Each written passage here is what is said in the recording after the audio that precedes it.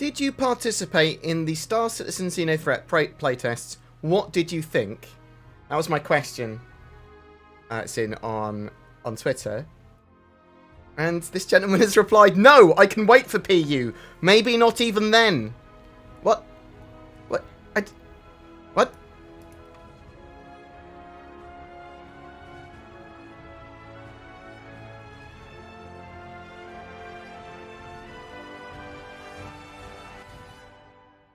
The music's so loud. I apologise to anyone's ears that it's too loud. You've got loud ears.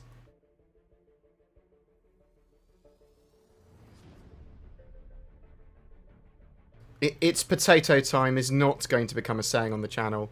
That's weird. No, they can't, because we're in the soon elements in, and you're not. If I actually, I don't know what that does. That might be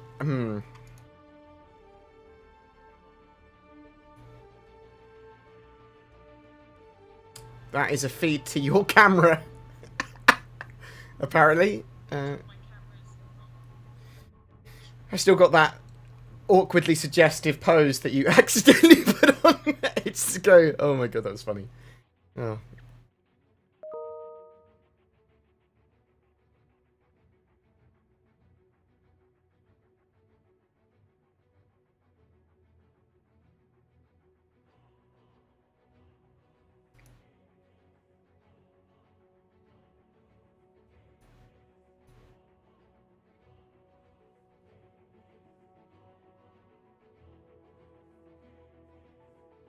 Oh, the last little tiny bit of that XenoThreat thing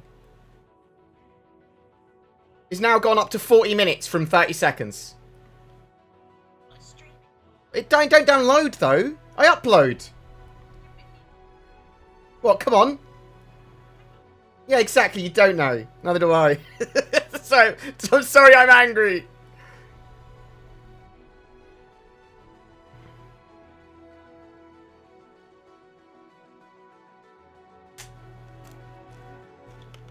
Oh, it's come back down again now.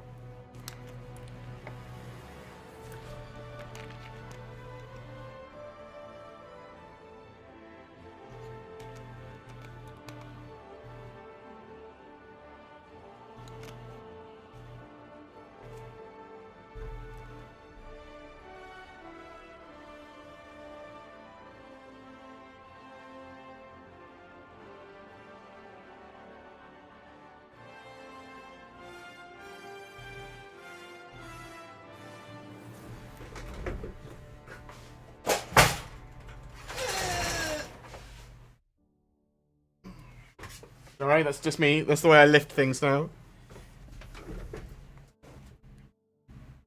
Hi. Hi. Blah blah blah blah. I've forgotten how to talk. I've forgotten how to talk. Oh no, one sec. I'm not even. No, I'm not even starting. I've forgotten. Have I tweeted? Have I tweeted out? I don't think I've tweeted out, mate. I was going to tweet. And what? It's fine. People don't mind waiting.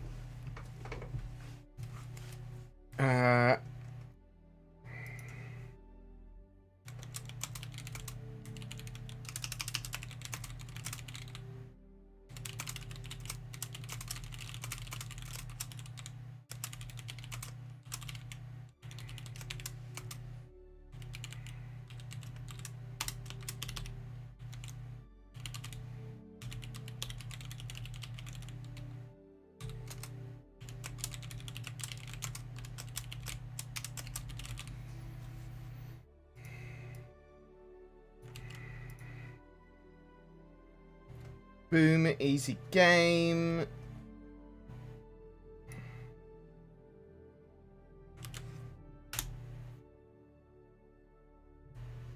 Let's close all that. Let's close the Twitter.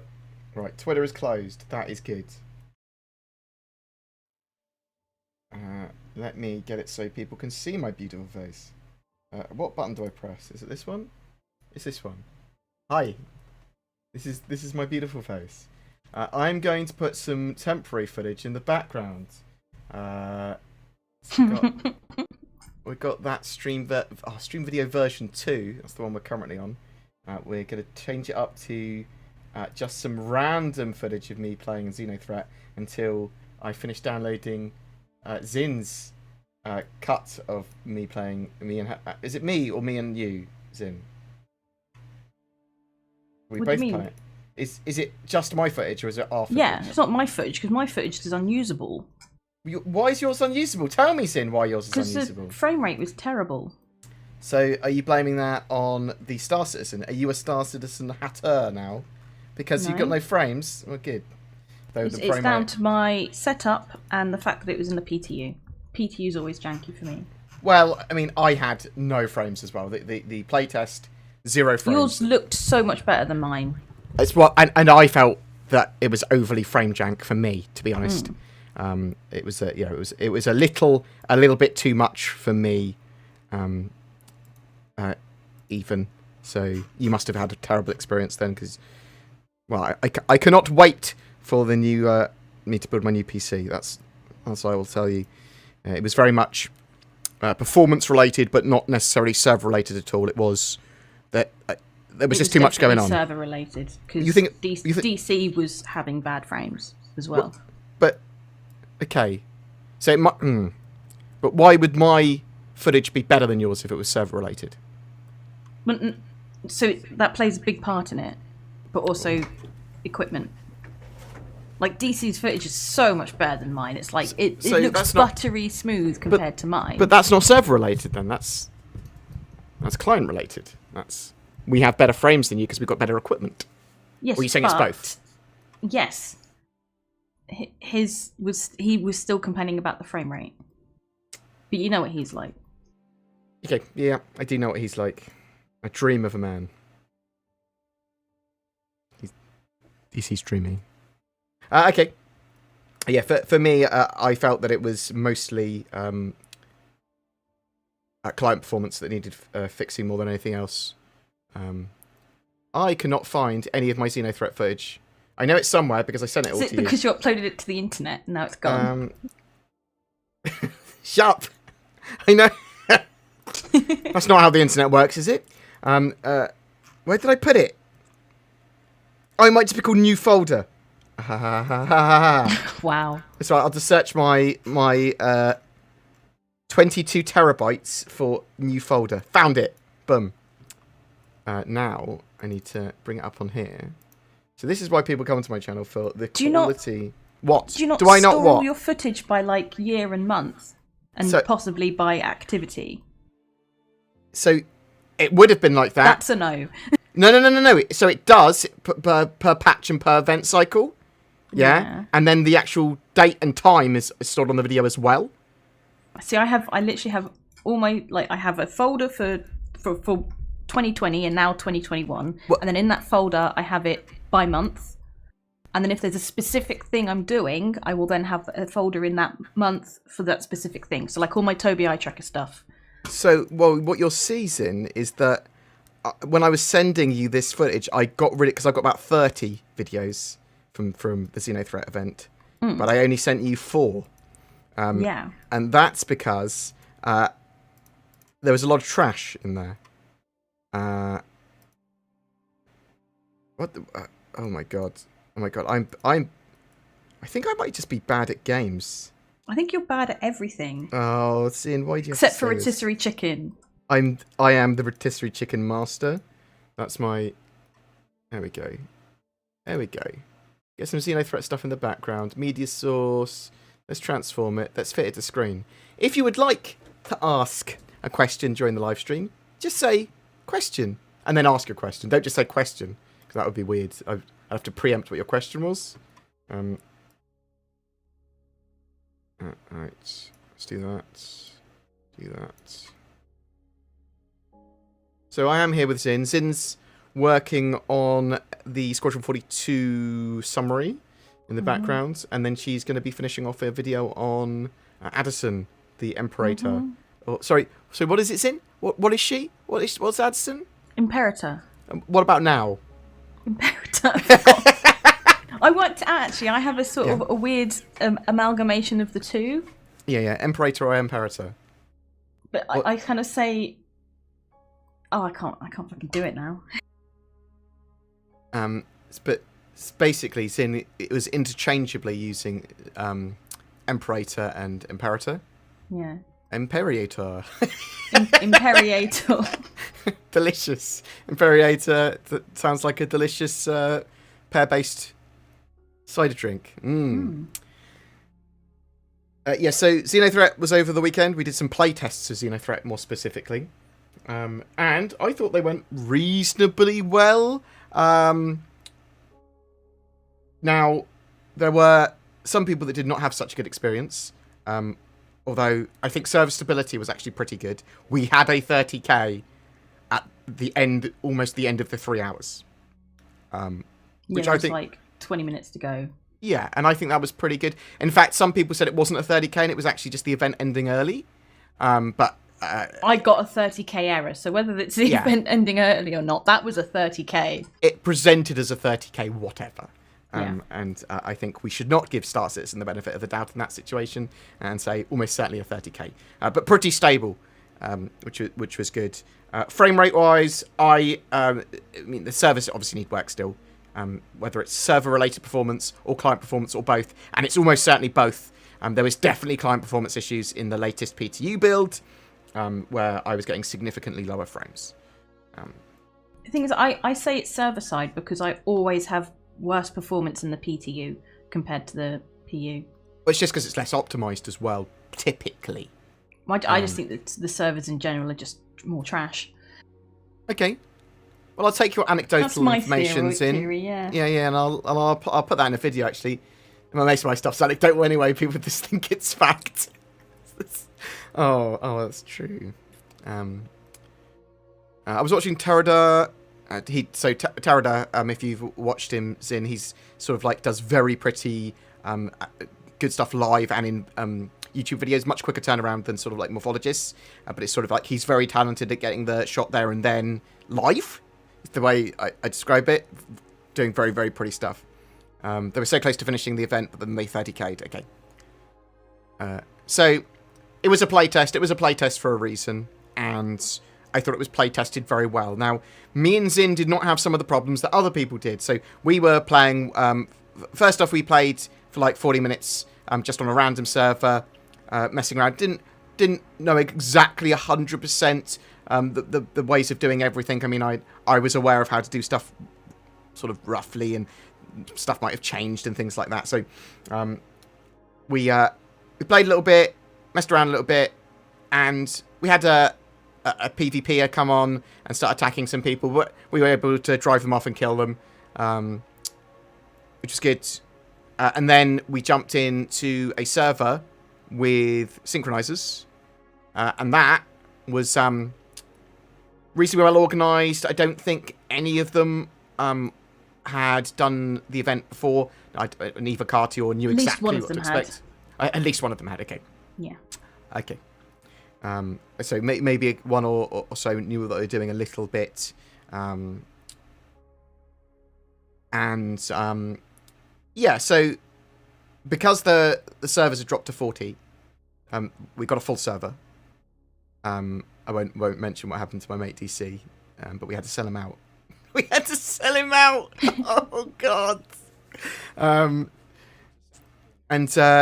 Yeah, so we had 40 players. It was the whole org. Well, it was all of the same org of synchronizers and me and Zin. And because of that, we didn't have any problems with PvPers in the server. Although I understand a lot of people, especially on the servers where there weren't large orgs going on, they had a lot of problems with PvPers. And the problem is that PvPers can just come along to the event and ruin it, because there's no real restrictions of them moving around. They're able to quite easily target people that are doing cargo hauling and stuff, and just blow them up. I mean, some of the cargo is literally explosive, and they can go boom, boom, boom, boom, and that cargo transport explodes. Because a lot of it's still quite jousty, the behaviour, you could just run in a vanguard. I started running in a vanguard because I was like, if PvPers turn up for any reason, I want to be able to deal with them relatively efficiently, and I can probably do that in a vanguard if I get behind them, maybe ? I'm not the best pilot. I'm not the best gunner in the world. But I'm not awful. I mean, I've got a lot of hours played in Star Citizen. And auto gimbals / fixed weapon assist is pretty kind for getting shots on people. But yeah, so definitely something with dealing with PvP is essential. Yeah. And so Cloud Imperium have to think of something for that. They need to like have comm coverage in the cloud where the wrecks are. And we'll go over the event. We'll talk about it in a minute. I just want to talk about this sort of our PvP experience first. Something covering that cloud with comm arrays, with laws, potentially with UE security forces. And they can just have sort of like, oh, the reason the UE security isn't doing it all is because, well, they're busy, they're spread thin. But they still exist, and they still come along and come and help. Nasty Master, thank you very much for the sub. Very much appreciated. Oh, we got your video. We got your video. This better be good soon. You said quick and dirty? Oh, I did say that. Now I've got to resize it all. Oh, this is... What do you mean resize it? Don't you worry. Can't you just make it fit to screen? Yeah, that's resizing it, mate. Fit to screen, done. See, I'm good. I'm good at games.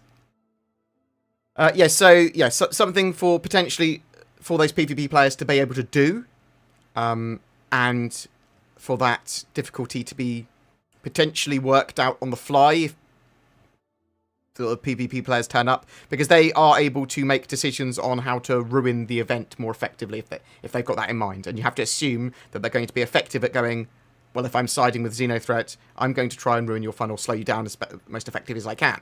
They're not going to be role players typically that turn up and go, I am the XenoThreat and I'm attacking you dumbly. Haha, I am dumb. Various ways of repelling PvPers would be good, whether that's slowing them down, constantly pulling them out of quantum travel because of lots more security forces in the area, having some quantum dampening fields, having it if you're in that gas cloud, maybe you can't quantum out, so you have to get to the edge before you quantum. That would stop PvPers quite a lot, because then they'd be locked down in there if they were trying to fight from there, although that said, they just hang out on the edge then. So there's lots of stuff that they could do and probably should look at.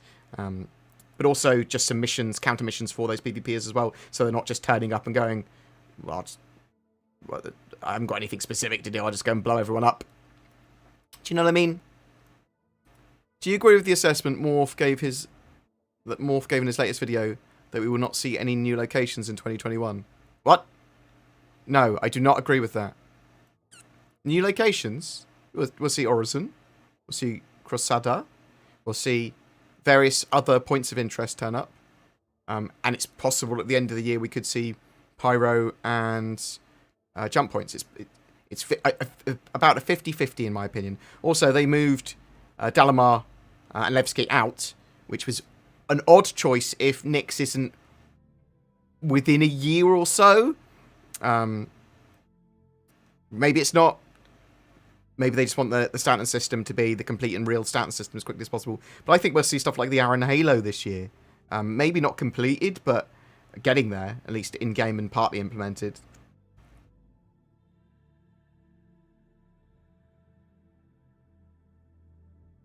Will the new ship also double up as a floating yacht? They are working on aquatic vehicles for Squadron 42. And they have talked previously about buoyancy and floatiness of ships. So expect any Origin ship to be relatively floaty.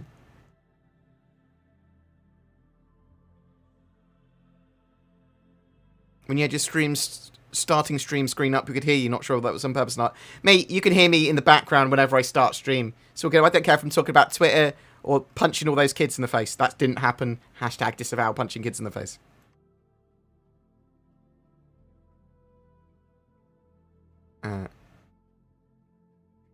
And that is probably the reason that they're not going to have geriatrics or children's in Star Citizen. For that would raise the certificate of the game. and they want it to be... I thought you were going to say it's because you were going to punch them in the face. No, I'd never do that. Okay. Why would you even say that, Sid? So...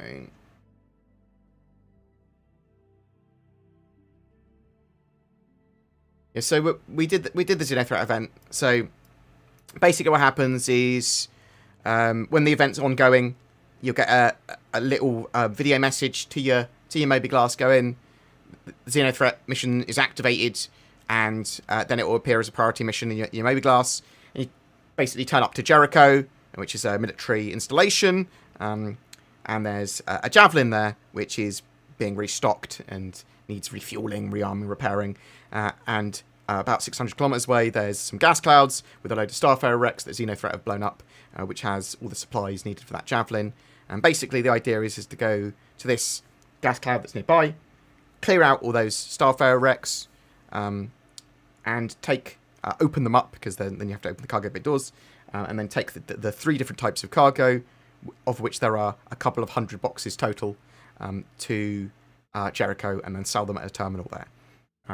And then, after you've done that, you then need to defeat the XenoThreat fleet, with the Javelin helping. So it's a lot easier when the Javelin's helping, because the Javelin is pretty strong. And I think that an organised org wouldn't have any problems with an Idris anyway. In fact, some very, very skilled players, or some well-drilled players can take out an Idris pretty well now anyway. So... but there is supposed to be a fleet with them, and they will be improving AI in the future and things like that. I actually think that it should be a couple of... it probably should be a couple of Idris. Like, XenoThreat should have a few Idris. Or that XenoThreat should have had the Javelin. Maybe. Like, I'd like it to be more difficult, the fleet battle, than the other way around, because the thing with the XenoThreat Idris is it will go down really quick. Far too quickly. And during the mission, when you're ferrying the cargo, XenoThreat attack in waves, they attack the wreck sites, they attack the Jericho, they attack the ships in transit, and they will attack the Jericho and the Javelin with their Idris. But the Idris literally will retreat incredibly quickly if some people are on it. It gets a little tiny bit damaged and just runs off.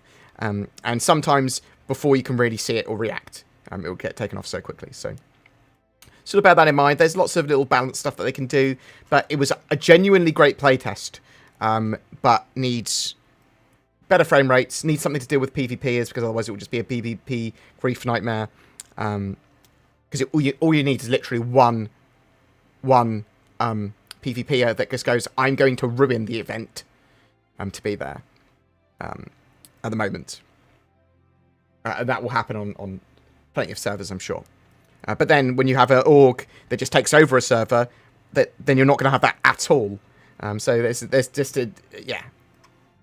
Obviously, Star Citizen is very much an alpha at the moment, and that is one of the reasons, because a lot of this stuff isn't there. A lot of the gameplay systems aren't in yet. But I think that this playtest allowed us to identify a load of them for this event, and stuff that needs to be fixed for it. But that fleet battle could just be a lot more fun. Just by being a bit more difficult, giving the Idris a bit more health, having multiple Idris, something like that. Also, the amount of boxes it takes to get from one area to another. I'd halve it, personally, although having it over a longer period on server, that might make it a bit more sensible. As many as 4 Idris and 2 waves appear in the last stage of the mission. Do they? So, I have not seen that. I've only seen a single Idris. Now, it could be that there were more and they just all got absolutely wrecked.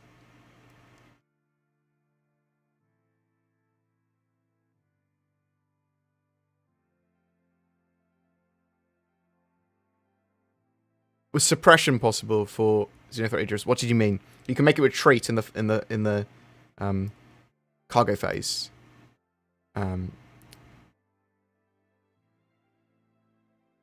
Chris, do more ships spawn if you don't clear them really quickly? Is that what was happening? So I've only done one full playthrough of it. When do you think we'll see the new Sunbolt Soldier Squadron 42 spin-off announced? What? What is the... Jag, I don't know the reference to that. It's clearly a clever joke you're making, but I'm dumb.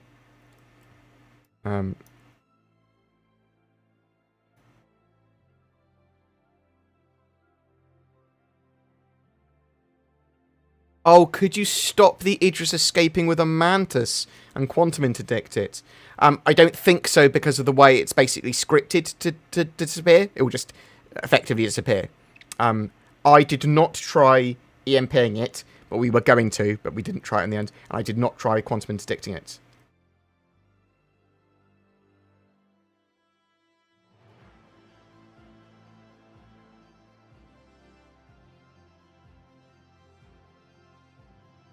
I did watch the Star Citizen live. I might not have paid enough attention.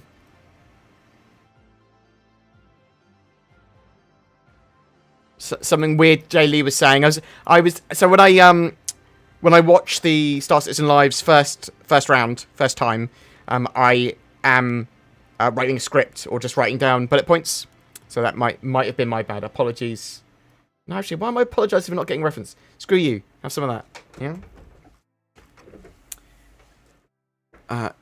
Do you have any thoughts about the fail conditions of the event? So the fail condition that I saw was if the javelin takes too much damage. And if the event ends because of the end of the playtest. So I'm assuming that there's not going to be a time-based one in the future, and it will just be if the javelin takes too much damage. Although I suppose it could also be if there's not enough boxes left to be able to take.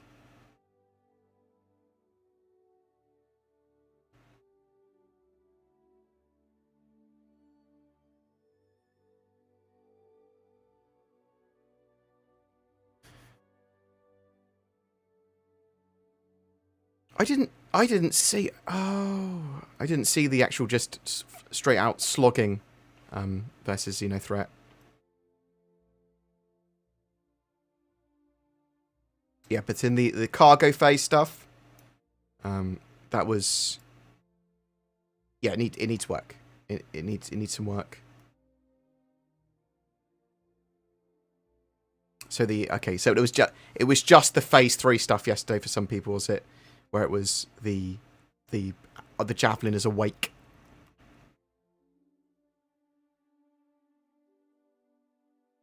And they tweaked it. That's okay, because I did it on the Saturday for the most part. Okay. That makes a lot more sense. Thoughts and info on future NPC squads being owned by players to be used in dropships and such. So, Cloud Imperium have basically said you can hire NPC crew. To what extent we'll be able to have AI that run around with us and fly ships by themselves as well, rather than just helping us on our ship, that's another matter. Because they don't want players to be entirely just go, oh, I'll just buy all these NPCs and they'll do everything for me and I'll just live in a bar. They want players to fulfill a lot of mission requests and things. So they do have a buddy system. You almost certainly will be able to have NPCs going around with you, FPS style, and in dropships and stuff, but we don't know exactly how yet. Do you get a good split from Teespring sales, or do they make all the money? I'm digging that pullover. Probably going to order it. What? Pullover? What? My... Probably one of the hoodies. Okay. The one I'm wearing is an official Star Citizen one at the moment. All of the BoredGamer merch on there is amazing and finished off by Zin, I think. I'm not sure if I'll cut on that. I think I did it as cheaply as possible, the t-shirts and items on there, just to get it out there. I'm not sure what cut we get on that at all.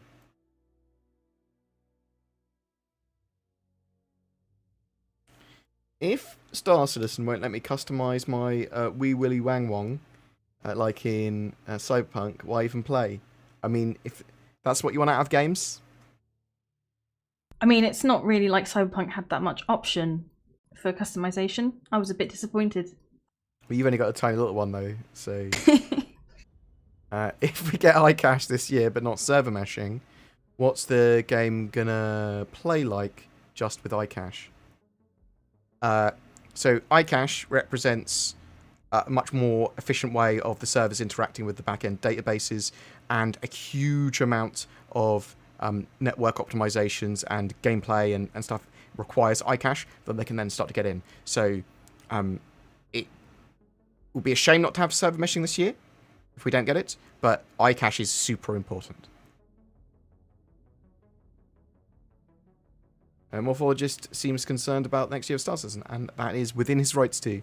And I think other people should be concerned, or at least question areas of Star Citizen. I think that's probably pretty healthy. Holds CIG to account somewhat, and push for stuff that you want in game, as long as it's in a civil manner and sort of like, where is this? What do this? Why you do this?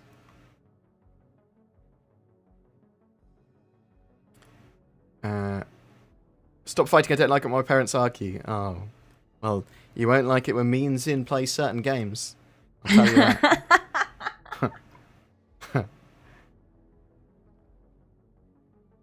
I think there's me and Zin, I believe, probably both understand that any anger and genuine annoyance at each other is fleeting and will be forgiven. Yeah. So, and we're both pretty... Just pretty. They are done. Next. Yeah. Yes, stubborn, pig-headed. That's just using, actually. Any news on new animals and stuff like that immersion baby? So they've got dedicated teams working on animals at the moment. So there'll be space cows and things. What is the best reason to stick with Star Citizen? Because I suppose the best reason would be like you'd go to heaven if you played Star Citizen or something. That'd be the best reason with it, or something, wouldn't it? Or like if you didn't play it, your family would be executed or something. That'd be like, those would be good reasons to do it. You get given like £1 million for playing it for a day. That's a pretty good reason, isn't it? Is that what he means? Is that what you mean, Dan? I don't think that's what he means. Okay, well, do you want to... He wasn't specific, was he? I mean, there is no great reason to stick with Star Citizen. You could always come and play it when it's done. If you really... So, okay, the best reason to stick with Star Citizen now is either if you have fun with it, or you want to help evolve the game. If you want to say, in the future, I helped develop that as a player and a backer, my say actually helped fix some bugs or helped evolve a gameplay mechanic. If you want to get involved in the project, cool. Will there be other games done like this in the future? Well, probably in the future, but this might be the only one for many years.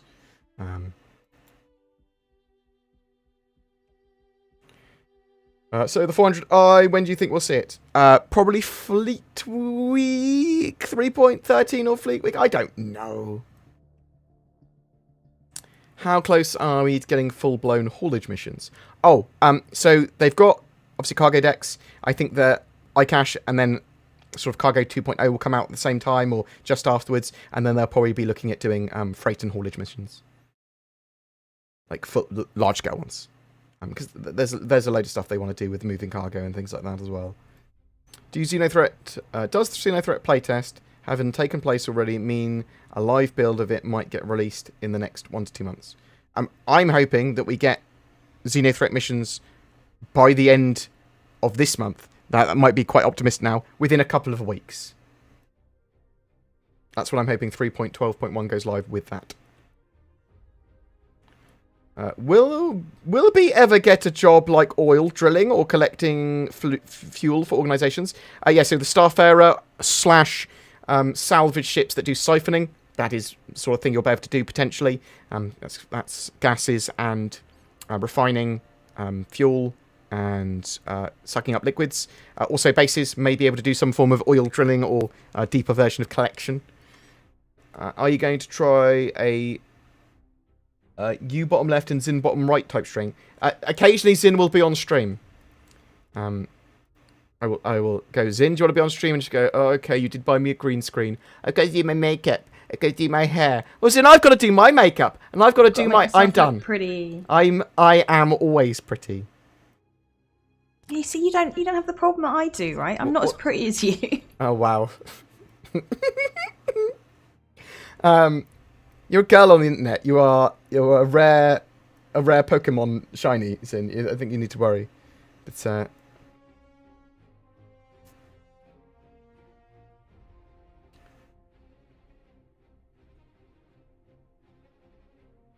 boop, boop, boop, boop, boop.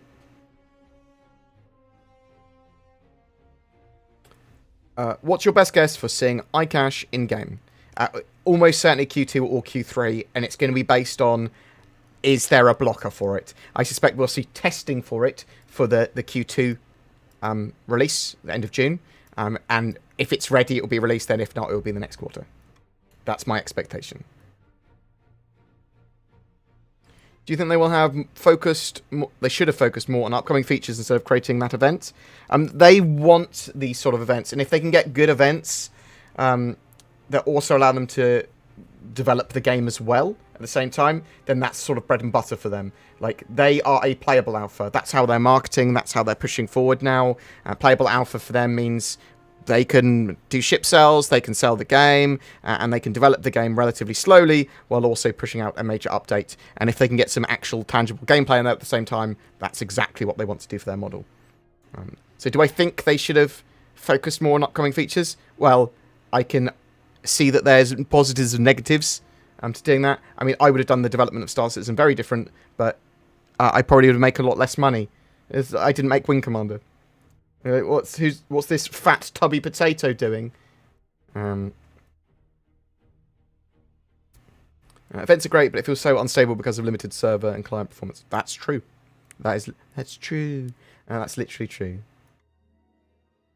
But with a bit of polish and refinement, the XenoThreat mission, I think, can be pretty good.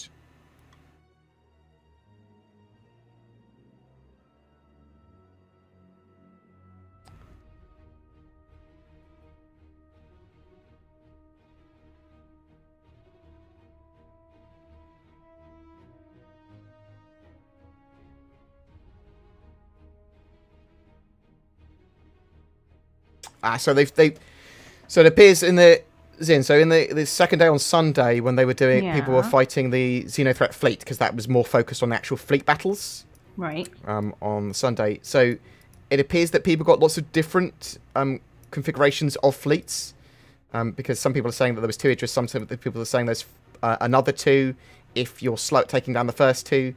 I've definitely seen it where only 1 Idris turns up and it just gets wrecked, and then that's the mission done.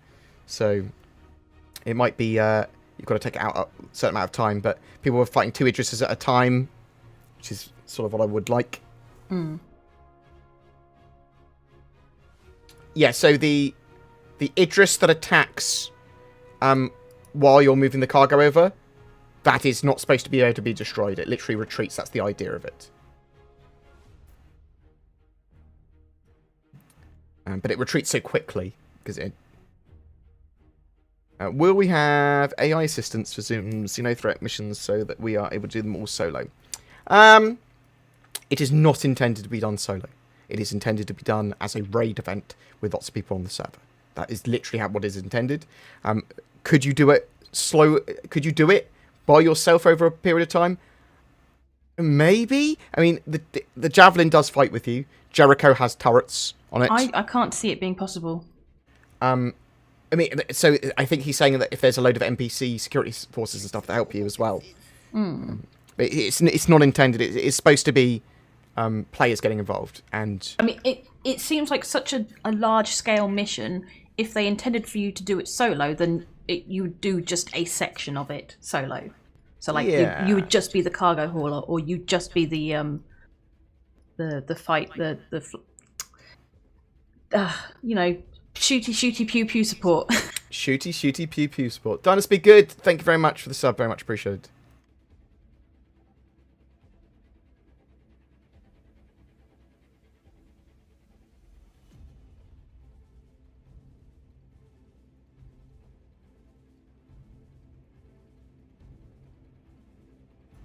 So now I've got to also, in my notes write down in-jokes and references, potentially, from Star Citizen Lives. Okay. So some boat soldier, I literally don't get as a reference. And I watched the Star Citizen Live. I think I'm Also, just... your video's stopped, by the way. My video stopped. Oh. The background video. Why is it stopped? That's...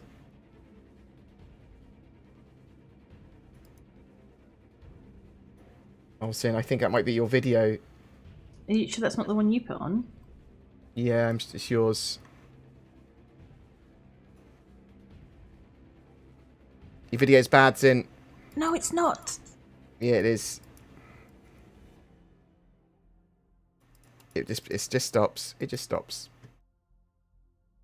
You're the worst. You're the worst employee I've ever had. That's literally not true. There's quite a high bar for being the worst employee I've ever had, Sin. The worst employee I've had to working for me today. Doesn't it? Yeah, you're the worst. It's okay. I'll just put on my trashy videos. It's fine. It's fine. Don't you worry.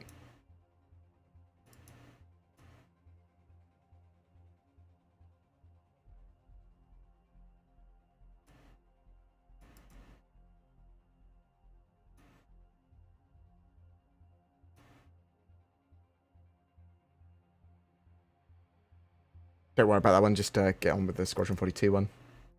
Mm-hmm.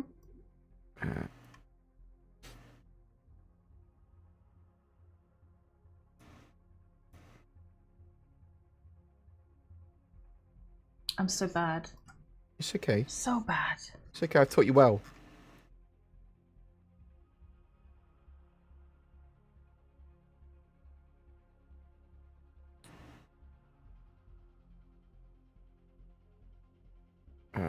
What else have we got?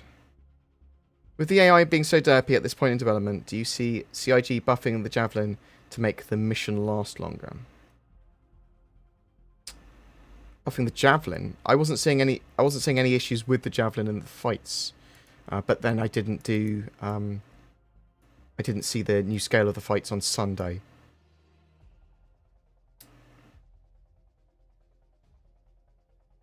Both the Javelin and the Idris never seem to fire all their turrets at the same time. Is this an AI or server issue? Probably both. The AI is definitely affected hugely by the server performance.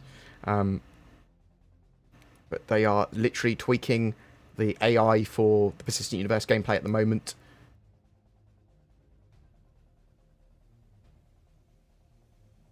How much is TrackIR with Star Citizen? Have you messed with it much? I haven't used TrackIR stuff for ages. We have been using the Toby eye trackers recently, though, and the Sin's got a video up on that on the channel. What's your favourite controller setup for Star Citizen? Do you just typically use mouse and keyboard? Mouse and keyboard is the easiest to use, in my opinion, because you'll be switching from FPS to flying a ship and vice versa. And it allows you to very quickly and easily use all the different controller methods. But it's down to what you like the most. Most immersive is HOTAS, and a Verpal Constellation Delta is the best HOTAS I've ever used. Does anyone else feel like mining is just way too involved? Well, that's the sort of involvement they want from a lot of their gameplay mechanics. It is the most refined feature that they have in the game. I enjoy mining. Yeah, it's good. It's great. I mean, I like the fact it's involved. I mean, did you ever mine in Eves in? Not really, no. Okay, so mining was super chill in Eve. You just go to an area, mine for ages. You could be doing it for a couple of days, IRL sort of thing. And occasionally you'd see rats or pirates turn up, and you'd retreat quickly. It's good. It's good. Do you think there will be a wipe with 3.13? Not as far as I'm aware. I think it's much more likely we'll get a wipe when... Well, much more likely, but not confirmed that we'll get a wipe for when we see iCache, when we see server meshing, when we see beta, and when we see live.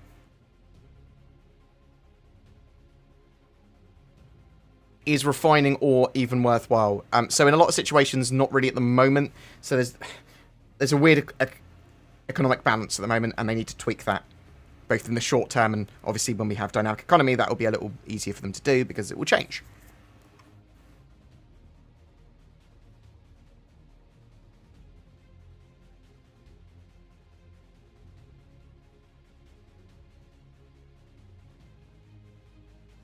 Ba, ba, ba.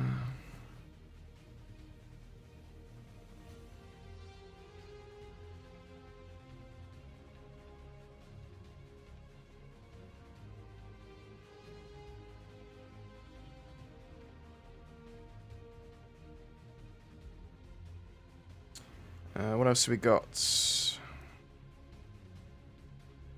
Can you tell us what is the plan for release and retail version? Will the ships be sold for real money, or will we get monthly subscription, just not be pay to win? So, the current plan, although this could change, is that they will be selling in-game currency when the game releases. There's no monthly subscription beyond a voluntary one, which is same as the voluntary one we've got at the moment. Shouldn't give you anything tangible in-game beyond potentially aesthetic stuff. Ships will still be sold, but there will only be starter packages that will be sold, so get into the game. I think they will still sell concept ships, but we'll have to wait and see. But the main way they want to fund the game is by selling the actual game and in-game currency for Star Citizen's Persistent Universe anyway.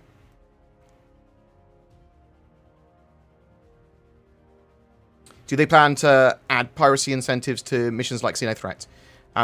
So they need to.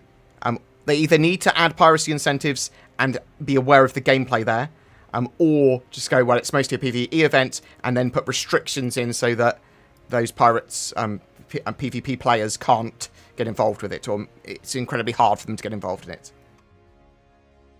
Or something in between.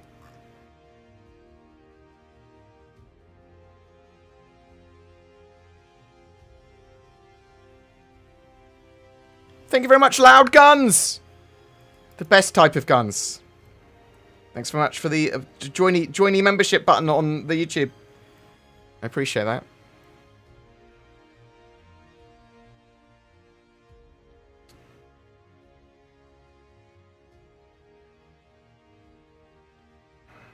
They broke the mining UI in 3.12.1, did they? I haven't actually done any mining.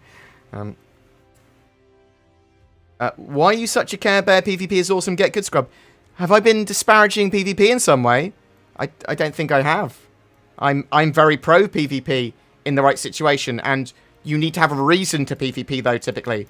So there's no point in just random PvP, lol lol lol troll. That's not PvP. That's griefing or being an idiot. Although you could argue it's PvP in gameplay for you because you play a mad dude.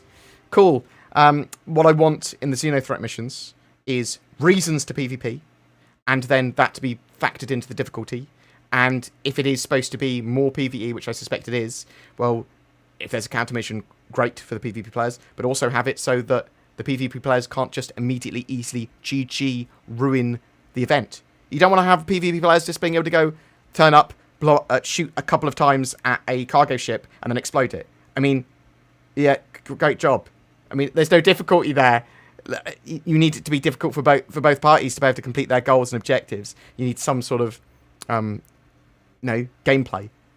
So I want gameplay for both sets of players, whether they be PvE or PvP, or somewhere in between, which I suspect most players are probably somewhere in between.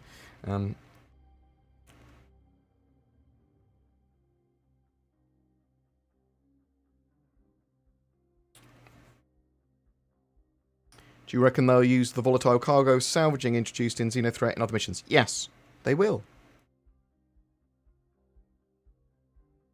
What do you do for fun in the game? Typically, I will join... What is that laugh for, Sin? Assuming that the game's fun. Oh, wow. You like Star Citizen sometimes. Yeah, it's alright.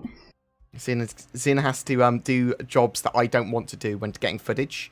So, because Zin, do this. Is crashed, or like it should be like an hour job will be 2 days. If I ever just play Star Citizen for the sake of playing Star Citizen, like with synchronizers and stuff, just doing fun little events like that, generally everything goes fine. As soon as I need to gather footage of a certain thing, everything goes to shit. Oh man! Well, it's because you've arrived at New Babbage Interstellar Spaceport. Tough, it's not there. Oh my god! You can't get off the tram. So. That was when we started the XenoThreat event, yeah. We jumped into the server. Sin was next to me, ran out, well, no, actually, we were there first, just looking at the elevators. Yep. And I went, "You right?" And, "Oh, the elevators aren't there." And I was like, "I'll do some elevator voodoo." And just like pressed the button and walked in because it wasn't there to her. It wasn't. I just had this black hole, and you're like, "Look, just walk in. Trust me." Thing is, the last time you said "trust me," I fell through the train tracks. Oh yeah, you did fall to your death. But no, I walked through this black void and then entered an elevator, so it was okay. Yes, Star Citizen, when you want to do something very specifically, especially footage-wise, this is why we're so in awe of Morphologists, it hates you. Our synchronizers are just one of the orgs that we regularly join with to get footage for like events. They do events regularly. They often invite us because they're nice. And feel free, people want to invite us to events. We're pretty chill, and if we've got the time, either me and Zid or just me, most likely, we'll jump in to that event. We want footage and stuff, so it's not pay to win if you can reasonably be expected to get stuff through in-game efforts. So it depends on your definition of pay to win. So typically I will define it at the loosest possible level, which is anything that gives you an in-game advantage, even if it's just time-based, which is then if you ever sell any thing that's not just a pretty skin in-game, then it is technically pay to win. But then the real question is, are pay-to-win games inherently bad or trash? Well, no, they're not. And as long as it's not rampant pay-to-win, then I'm okay with that. So you might identify it as, well, if you can get everything in-game, you can just pay to get it early. That's not pay-to-win. And I think a lot of people would agree with you with that definition. But just try and argue on the same level if you're going to have a discussion about it, is all I'm sort of saying there.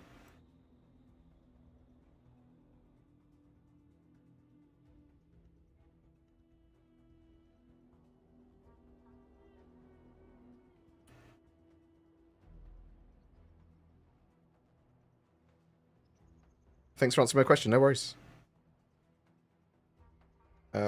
Is selling game currency pay to win? Yeah, by my definition, my loose definition, yes, at least in some way. But I mean, again, I say there are different levels of pay to win, and I don't think it's rampant pay to win necessarily. We'll have to see how it's implemented, and we'll have to keep CIG to account to make sure their game isn't pay to win. I don't think they want it to be pay to win. They want it to be popular and make money from it. That is their goal.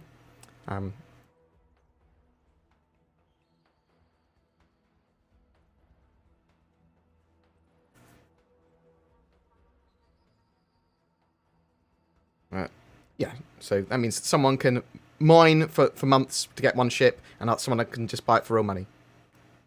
Yep, that's potentially what it means. Well, again, we'll have to see how it's implemented.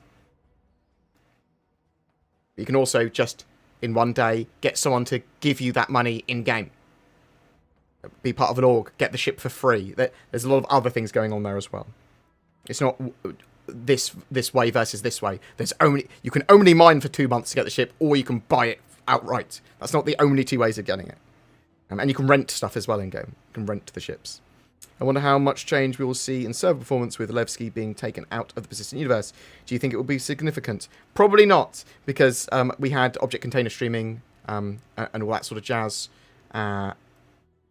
working in a way that would basically turn off and idle areas of the servers that weren't being used anyway. So I don't think it will be a significant improvement to servers. Might be a bit. Any word on other kinds of weapons they plan to add for ships beyond hit-scan beam weapons? Yeah, we know there are beam weapons, and we know there are other damage type weapons like plasma and some others that they are working on. Radiation weapons. They were talking about some in the monthly report, in the progress tracker. Is it the vehicle team they talk about them? Weapon feature team. Incendiary, plasma, and disarray weapons as well.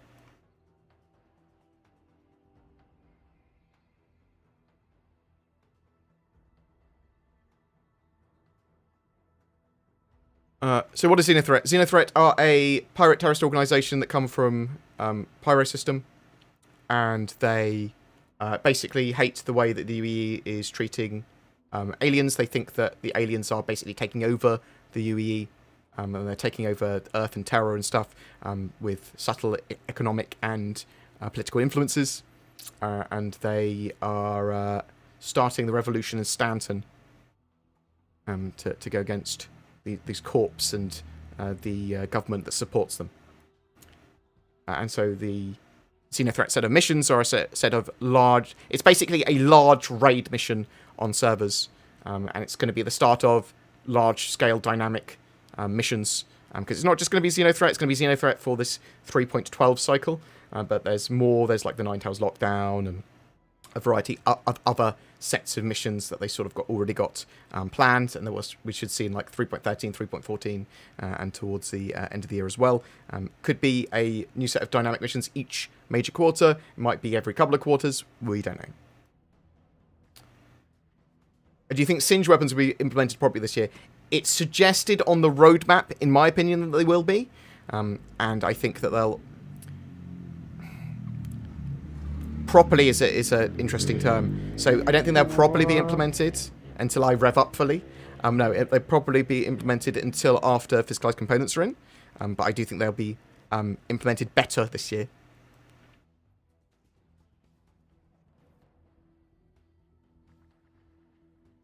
So basically, XenoThreat, you start off by responding, and anyone else can join in this mission as well, even if it's halfway through, if it's almost finished, whatever. You need to go and pick up a load of cargo, or help people pick up cargo and take it back to Jericho Station from some wrecked Starfarers, take out all the guards and the Starfarers, so bring that all back to Jericho Station, and then once that's done, this Javelin will become active, that will help you defend Jericho and attack the XenoThreat fleet, which has various javelins and lots of other stuff going on with it.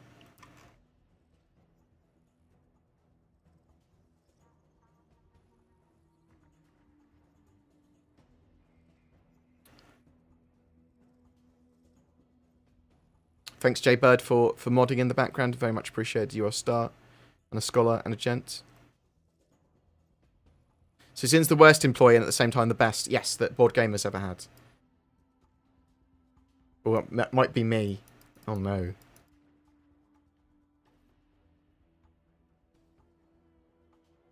So the 400i is a potential ship that might be coming out in the future. It's a rumoured / leaked ship that will be coming out in the future. Some sort of Constellation Aquila type origin ship.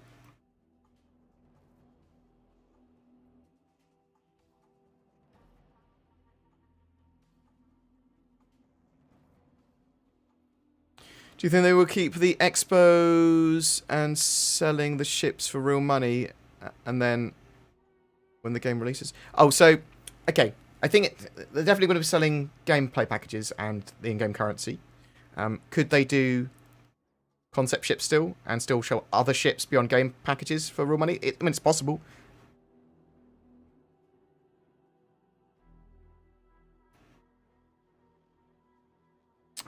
Bear with 1 second. I'm just going to go bio. I'm bioing Zin. I'm bioing!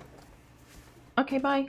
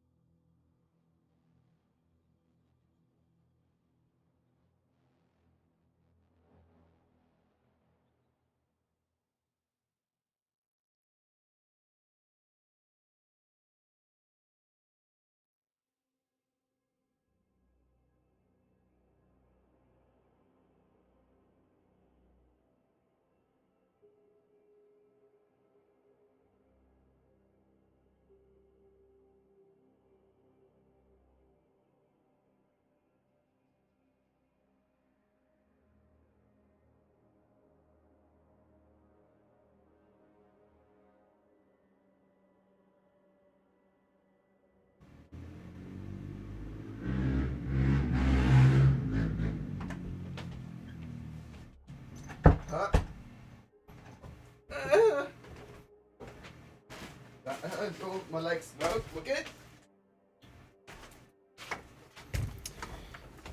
Oh, so yeah, it appears that they're sort of experimenting with different size fleets, or maybe it's a bit dynamic on the fleet size that XenoThreat will have in the final stage, in the actual fleet battle, which is pretty cool. If that's where they're going. Yeah, because I only saw one Idris, and once that was killed, it was GG. It was just them done. I'm wondering if they'll have it dynamic. Yeah, it would be cool if it was dynamic. Like, based on how, I suppose how many people have accepted and turned up to the area. That would be great. That would work. And how quickly it was done and stuff like that. And I'd also like it that maybe after 2 hours or something, the battle just starts, whatever the, however much you've refueled the ship, however much cargo you've brought across, but the javelin's got a different amount of health or is much less effective if you haven't brought as much cargo across, something like that. Maybe.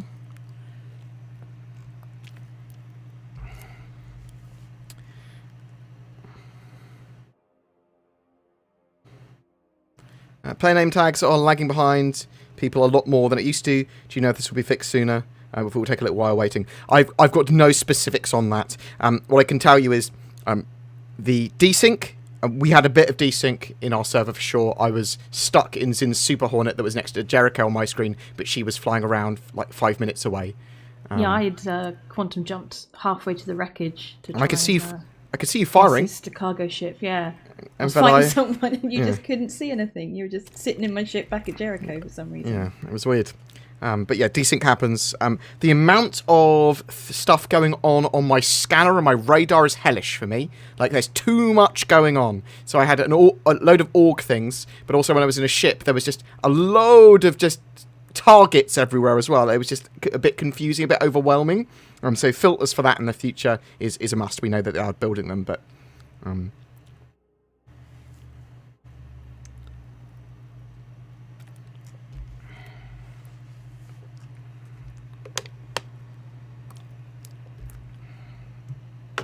the problem with but you can get it in-game argument is that you have companies like EA that get the strongest in-game items for 0.0.1 sort of chance to get in a loot box. Yeah.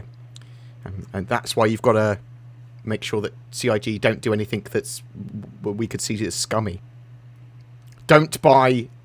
Okay, two things. Don't buy don't buy UEC on the CIG website, in my opinion, because it is ridiculously badly priced.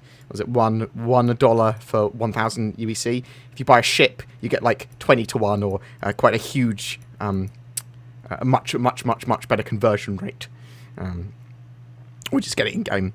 And I would not advise you to buy Alpha UEC on the grey market or the eBay. With real money, because it's volatile currency, not in the sense that it could go up and down. It will most certainly be removed from the game at some point and reset. So bear that in mind. Hence the name Alpha UEC. Indeed. But it won't be totally persistent throughout the alpha even. It's the other thing. It's it could be deleted at literally any time.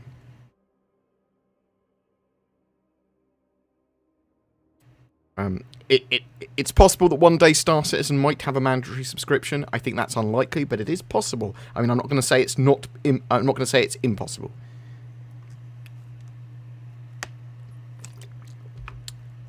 Is there a disc version of Star Citizen? No, there is no disc version of Star Citizen yet. Do you have to pay and download it from the website? You've got to pay to get a copy of the game, and you can download it from the website as many times as you want. There's also free fly events, typically in May and November, but sometimes they have more as well, so you can play for free then.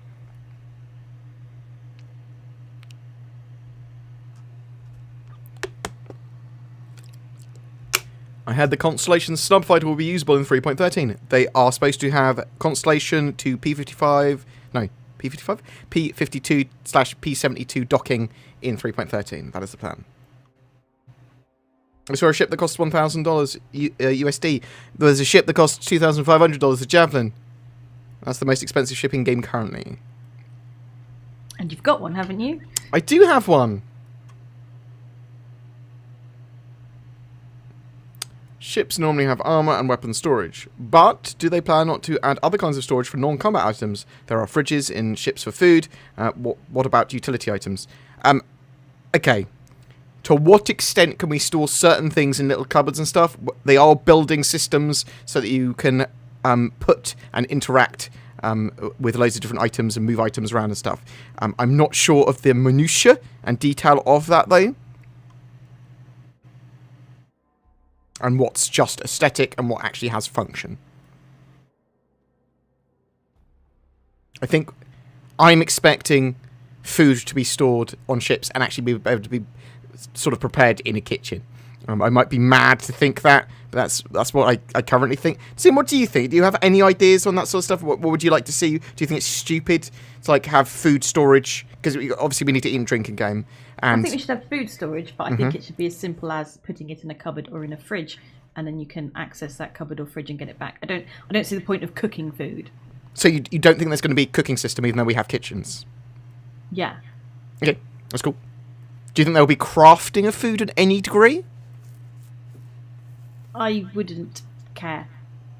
Okay, and that's a good answer as well. That's not the reason why I would be playing Star Citizen. Out of curiosity, what about fishing?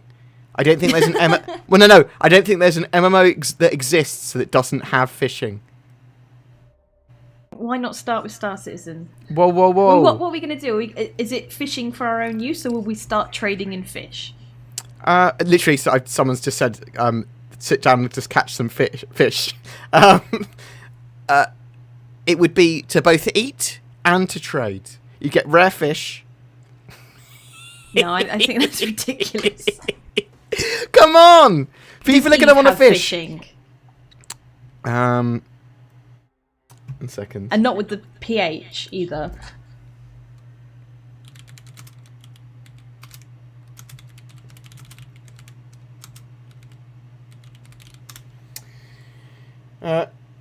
Fishing, squirrel fishing needs to be banned. It has lots of baiting. That's not what I'm talking about. What is squirrel fishing? I'm sorry if that's some sort of horrible term I don't know about.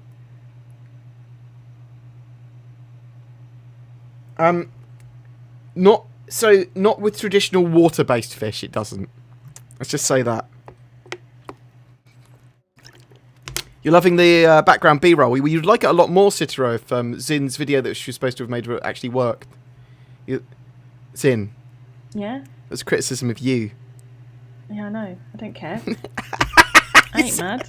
I ain't mad. Okay, that's good. No. Am I mad? I don't think so. Are the XenoThreat soldiers found in the Starfarers just stood about waiting to die? So they killed Zin when she jumped down there. Yeah, he fell down, fell over, got up, and then got shot to death. You fell down? There wasn't like a break in the balcony. You jumped over the balcony. I jumped over, but then I sort of collapsed on the floor and then got shot. Yeah. Also, my frame rate was terrible, so it didn't help. Yeah. So they need to be moving around the ship more. I mean, to not just be on the cargo deck, in my opinion.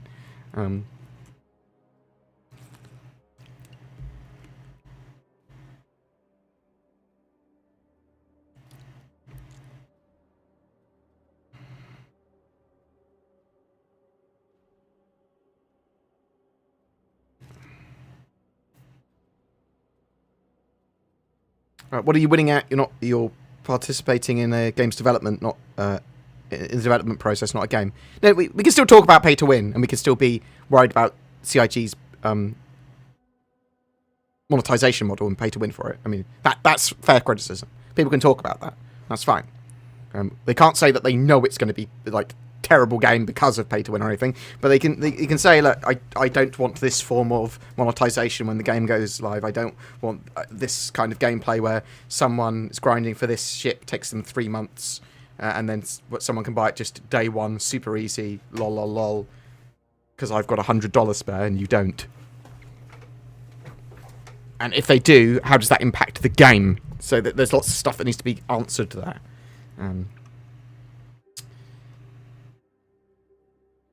I noticed I had way more Alpha UC in the PTU than in the PU. Yes, you get 15 million given to you in the PTU, in the test universe.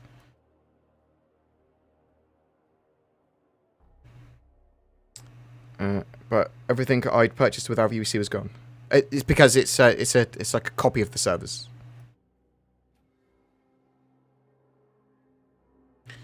For release is planned about 100 systems. 120 is what they had on paper last time I heard. All the devs after release of the game add regularly new systems regularly. I would expect to see new star systems after the game's launch. I wouldn't expect the game to launch with 100 star systems either, more like 40, in my opinion. I have a Javelin.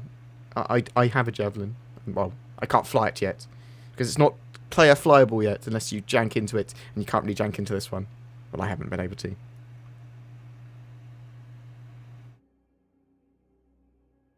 Let's consider Chris Roberts' dream game. Do you really think he would butcher all his hard work by making it pay to win on race? I think there's a mixture of balance of them wanting to make money and them wanting to make a great game, and also it's not just in Chris Roberts' hands. There's a lot of other people, and now some investors with the Calder brothers, or the Calders, or Calders, however you pronounce that, are getting involved. So it's something that we can talk about, and it's something we can try to make sure that they don't do wrong. Yeah? I'd hope that is correct, that Chris Roberts would not want to butcher his game of pay-to-win. I do not think the game is going to have terrible pay-to-win elements, but I'm also not going to ignore the fact that there are some pay-to-win elements in the game, and they just are. It's unless you redefine what you mean by pay-to-win. If you say, okay, pay-to-win is only items that you can not get in-game.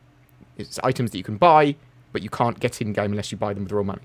Well, then Star Citizen doesn't really have pay-to-win. I say really because there is a couple of things. There's things like the Saber Raven. I don't think that's a ship that makes you win by any means, but it was a promo ship that you can't buy in-game, although you might be able to buy it from players in the future. There's the Mustang Omega, which is the AMD promo ship. Do you see what I mean? Do you actually know... Well, I don't know if they've changed their stance on this, but what their stance is on the whole pay-to-win thing. What they're quoted as saying. And I believe it was Chris Roberts who said it. So Chris Roberts, I believe he said something like, you make your own win conditions in this game. You can fly around and do anything you want. Some people only have a little bit of time to play at the weekend, so they won't be able to buy something. And other people that have got loads more time won't. So it's not pay to win because there's nothing to win. Is it something like that? So basically, I'm not sure about the first bit that you were saying, but what I read was he's saying it can't be pay to win because there is no win condition. Yeah. Well, I think that's a bit of a stupid fucking... Yeah. There's no win condition in Eve. To have. No win condition in Eve either, so... no win condition in most MMOs. But there's certainly competition. Maybe we should change it to pay to perform. Oh. It's pay to advantage. It's pay to advantage. That's what pay to win means. It's pay for advantage.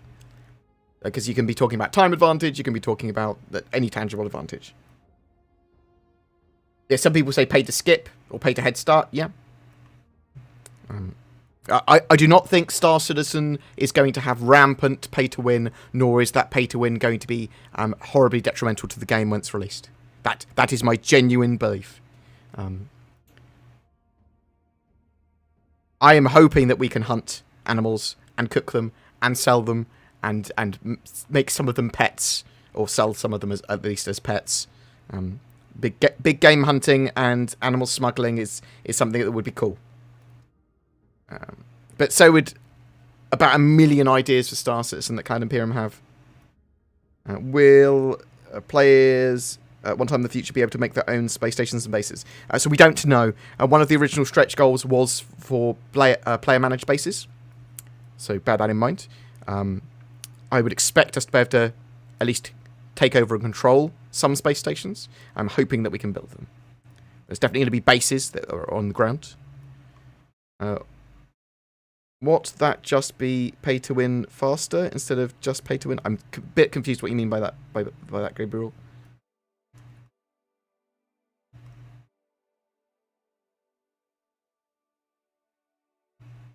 I think he's basically saying what we're saying. Pay for advantage. Do you expect Cloud Imperium to eventually produce games outside of Star Citizen and the Squadron 42 brand? Like maybe Pong or something? Wow. My reimagining of Pong. Yeah, in the far future, assuming that Squadron 42 episodes 1, 2, and 3 do great, and the Star Citizen's doing great, I would suspect they've got a developed game studio, and they would probably pursue other IPs.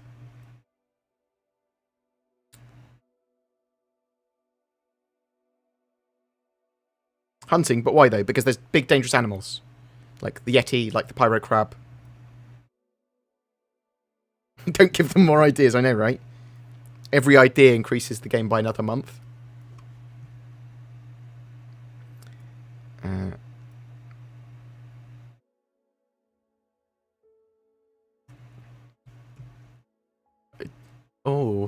Humans are the most dangerous game. Any insight or speculation regarding the Retaliator modules beyond the old website info? SCU guesses. So we know that they're working on Retaliator modularity, so that will be the first ship, and relatively soon, that will have switchable large modules in the ship. So this will be the torpedo base for the Retaliator, to being probably the cargo base, and hopefully some more at the same time. But cargo makes the most sense because that's a refined thing it's pretty simple for them to implement. But there was also the drop pod module. There was also the living area. So they could potentially get them all at the same time. Their Pong game would cost $100 million and take 4 years and be buggy as fuck. But it would, be playable. It would be playable throughout those 4 years. And you'd be able to help them playtest it. Come on. Pong development as a service, mate. I don't really feel there's any dynamic aspect of the current XenoThreat missions. So, that's fair point. We don't know how dynamic, in terms of dynamic is it, I suppose. And I haven't played it enough to know. So is it going to be responsive and change to the size of the amount of people that are doing the mission? Is it going to have variance? Or is dynamic just referring to the fact that they can turn these missions on and off when they want? They happen sometimes on servers, and they can have and they'll have different missions every patch cycle, different big events. So basically, it's large scale events is actually what these dynamic missions are, and they're sort of like CIG, oddly named. I'm watching you in the background videos try and jank into that turret. Yeah. I thought there was a hole in it. Yeah, I know. It was actually, you were just a bird ramming into glass. Yes. Pay to win faster, as in you don't have to grind for... okay, you don't have to grind. If it makes any sense, I would pay to win... Okay. So, yeah, people's definitions of pay to win is different. That's one of the things. So... I would expect relatively soon for them to have their Gen 12 renderer and Vulkan in. I was expecting it at the end of last year. Still isn't there yet. I'm expecting it for 3.14 now, probably. It's the sort of first time they put it in. That's my expectation. Will we have a Retaliator fishing module? Probably not. Although I am hoping that we can fish with the gravity tools. Just being able to grab a fish. Okay, no! That would be fun. Or even just torpedo fishing. Literally firing a warhead. Poof.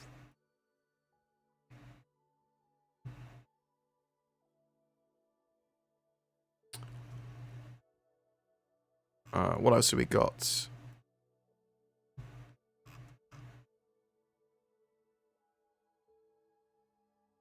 Yeah, so I hadn't realised that they had been tweaking around and changing what was happening with the XenoThreat fleet fights on the Sunday.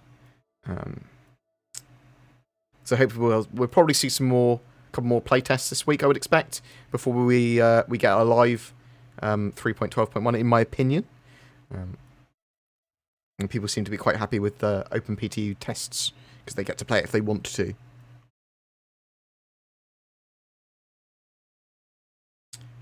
Wrong. No win conditions, question mark. If they want to introduce alliances and corporations, there will be wars. So imagine someone coming to your alliance and pay...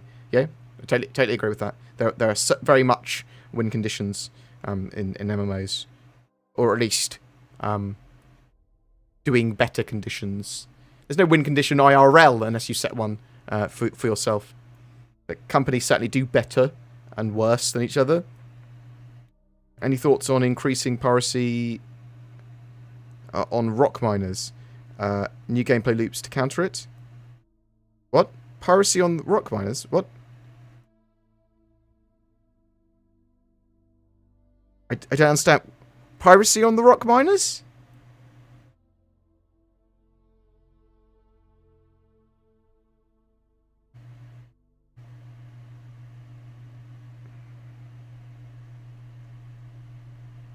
Oh, you're talking about pirates going after the rock miners. Is that what you're talking about? Underwater gameplay is supposed to be a thing. Swimming's supposed to be a thing. And we've seen on the progress tracker that there is going to be aquatic vehicles.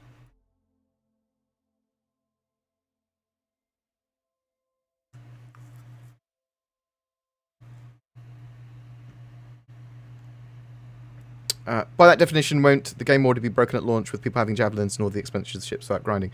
It depends on how you see the game and inequality in the game. Like, there's going to be NPCs and lots of other people with those ships as well, with javelins and things. But operating them might be actually more detrimental and much more costly than you believe. So it might actually be bad having those items and those ships. Might be costing you a lot more, and you're not going to know how to deploy them. And if you want to get involved and use those ships, well, just join an org that has them. They're going to need crew. So we're going to have to see how it's implemented. There's so many unanswerable questions at this stage. Well, unanswered, at least. Yeah, this is just some random gameplay of us playing the XenoThreat missions. And I've got recorded. This is the first proper playthrough of it. Is this where... Have I died yet? You're just about to die. There I am. You've just died. Oh, I think I've died. If you had waited about 5 more seconds, I would have been able to kill all of them. But you were just lying on the ground going, my face!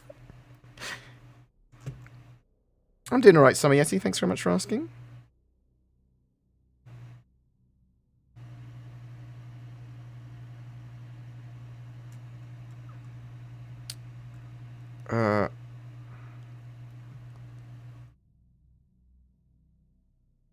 Oh, so piracy on the rock cargo, so you can literally walk up behind someone's rock and take out that cargo. Okay.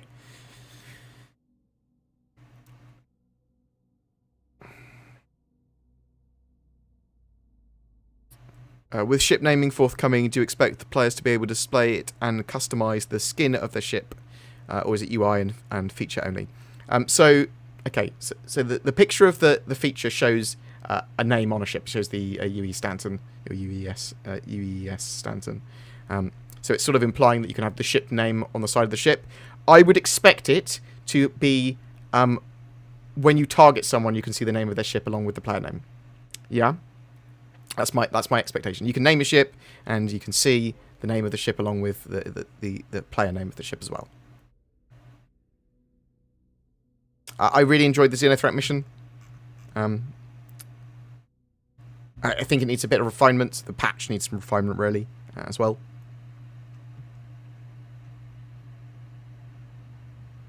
I'm looking forward to the other events they've got planned for the rest of the year as well that we've had rumours of.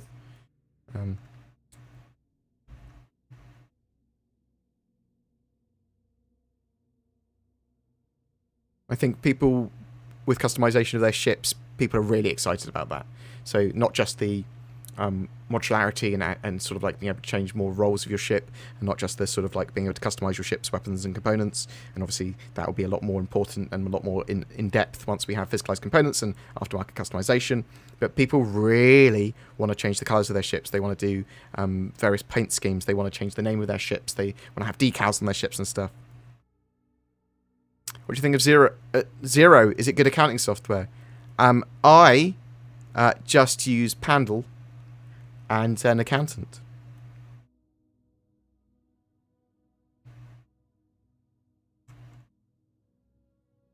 It is an AMA, I suppose.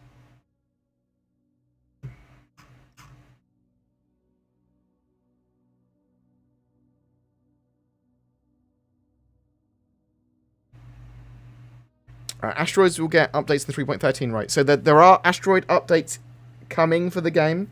There's a few sets of asteroid updates, actually. And I would actually expect general entity updates as well that will affect them when iCache is in. So, I mean, they're making, like, angular, sharp, spikier asteroids for the Pyro system and stuff as well.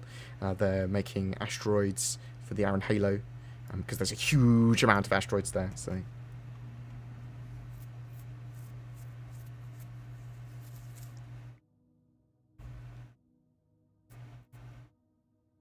I see. I heard NordVPN is good. Not for doing your accounts, specifically.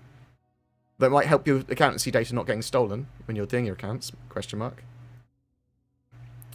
Would you have any insight on exploration, as in how they're going to roll it out? You're supposed to be able to find jump points to other systems, right? Yes, so that's part of exploration and mapping. That is supposed to be one of the things you could potentially do. So jump points, wormholes, all that sort of stuff. Some will take you to other systems, some might jump you across the same system. But if the roll then systems out, they roll systems out piecemeal, won't the jump points already be discovered? So expect it to be jump points between one system to another that didn't previously exist, as in the jump points between them. So you could have a jump point from Stanton to Lear, and people will be like, well, this is now an opened trade route, and we're not sure how long this jump point's going to be here for, because it will be like more wormholey would be my expectation, and they only survive for a certain amount of time. And there might be additional jump point locations over time. There might be some new systems implemented over time. Some of the stuff might just need to be found, and it's there permanently or moves around. They've talked about a mapping of the actual insides of wormholes to make them more stable, or at least understand. Once you've gone through them once safely, then you sort of mapped them. We're not sure how that stuff's going to be implemented. We've seen the Pyro jump point, but it was only sort of like a test. Any word on the Pegasus escort carrier? I've not heard anything for quite some time on it. Does quantum sensitive trigger immediately, or a timer when you go into quantum? I have not actually tried it. The quantum sensitive materials, as soon as they've been on my ship, or a ship I've been on, no one's jumping with it. I probably should have tested it. I would expect it just to explode. Does it explode, or would it just expire? That's also a good question. I had assumed it was going to explode as soon as I went to quantum. But I do not know for sure.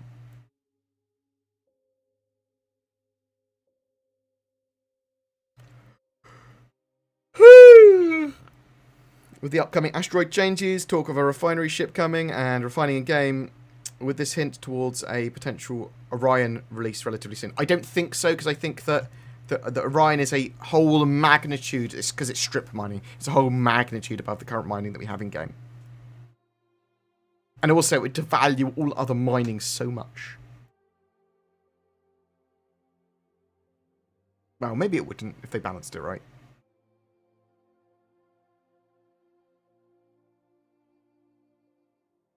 I'm about $700 into this game. Should it be released by 2027? So, 2070. Yes. Should be released by 2070. At least in beta. Question. Would you PvP on 5G cell phone to my PC? What are you talking about? 1v1 me mid. Any word on the Crusader Jupiter carrier? Only in lore. Giant capship carrier capship thing. Only in lore. And maybe we'll hear more about it after Crusader and Horizon's done, shipyards are done, maybe. Once CIG adds medical gameplay in, do you think medical focused missions and contracts will follow? Yes, I do. Because they want the ability to heal people and treat stuff, and use the medical guns on third parties. Take care, Zach, mate. Thanks for watching.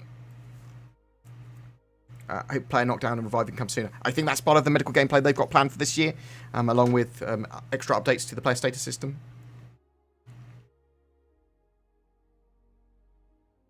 People like to customize their ships and make their combinations, so that to people instead of in-game currency. Yeah, maybe.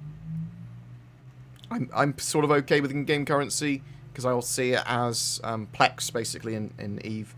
It depends on exactly how rampant the purchase of it is and how it affects the game. Do you think the new cargoes will remain after XenoThreat is finished? Yes. So I suspect we'll see missions with them and various cargoes that will make use of the same systems. Makes sense, right? What ship am I most excited for? Probably the medium term, the Reclaimer getting fully functional, because I like the idea of proper salvage. My favourite ship in game currently is the Mercury Star Runner. I mean, I want the Javelin because I have a Javelin, so I want to be able to play with that.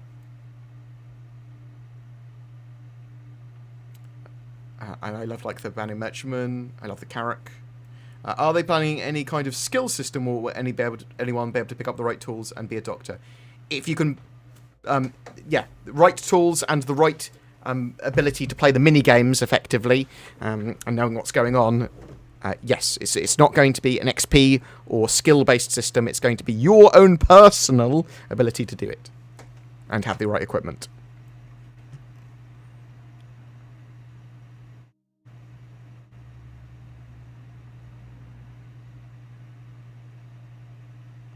I have 5G in this game, and I feel no regrets. I want this game to succeed, and anything I can do to help.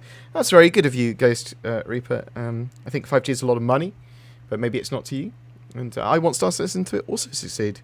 But I also think it's fair enough to criticise it where you want to criticise it. I think that's fine. Just do it in a sort of civil manner. Anytime someone doesn't like something, or they are worried or concerned about something, I mean, why not voice your opinion on that? There's no reason not to.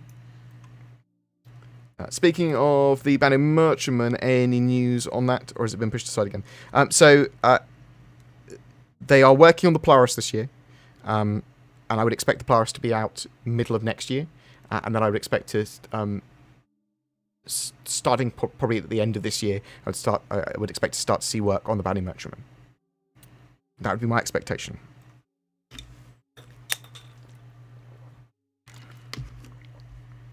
The talk of new backpacks, any idea if they are planning on making suits that would have feeding and water tubes so you don't need to remove your helmet? What, still suits from June? Is that what we're after? No, I mean, similar, but I think literally just so you don't have to take off your helmet to eat and drink, which I think is a great idea. What if I want to drink my piss? Then you want a still suit. Cool. I mean, or just a cup. I'll take it. I'm in. Get me one of these cups. I see what you mean with the feeding tubes. Okay. I think Star Citizen, they want it to be tactile. So even though it might be futuristic, ergonomic, and sensible to have certain things, they are still going to want it to be much more tactile and remove your helmet and press these buttons and things like that rather than remote.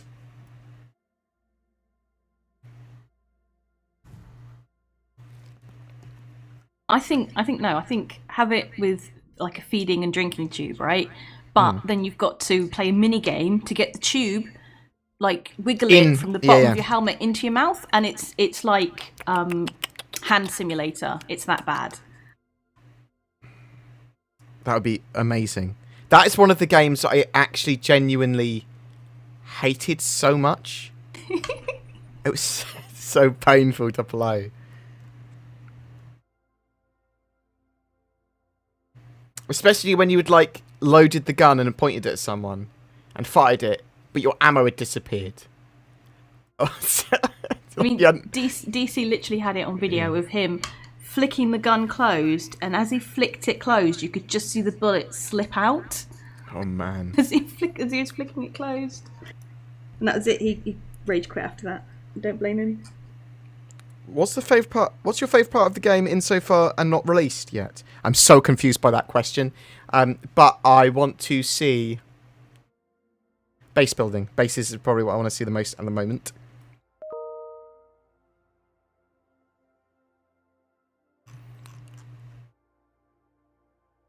Kraken or Idris K for CNC. For command and control, probably Idris K. But for general, so that's the interesting thing. It depends on what sort of how you want to operate. Because I do like the fact that Kraken will probably be able to supply, repair, rearm, refuel, and have more ship stock with it more readily and easily.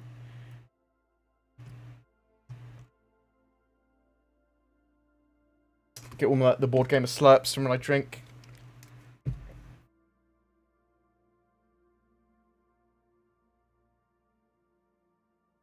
Should we eventually ask CIG for a Star Citizen version of Escape from Tarkov? Don't give them ideas!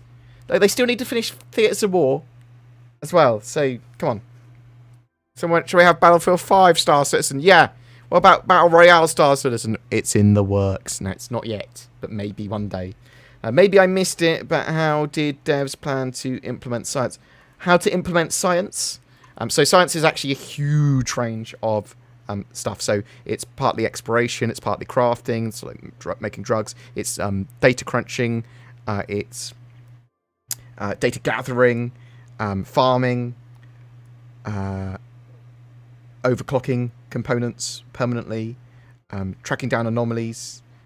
So lots and lots and lots and lots and lots and lots of things, and it touches on all of these other gameplay loops. And I would expect that science is probably going to be one of the last gameplay loops we get fully implemented in game, and it will be like a lot of these other little gameplay loops coming together under the umbrella of science.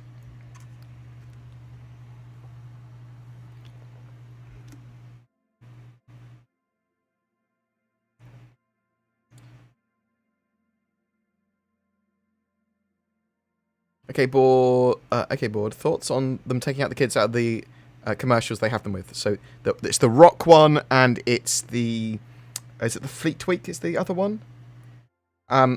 It's weird that they had them in game. Because I literally, when we first saw that, the Fleet Week commercial, whatever commercial it was that I saw it in, I went, this is the only child that exists in Star Citizen.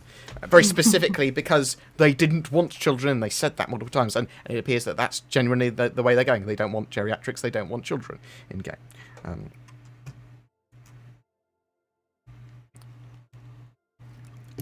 The fact that it's only in a trailer, I mean, it's a bit different.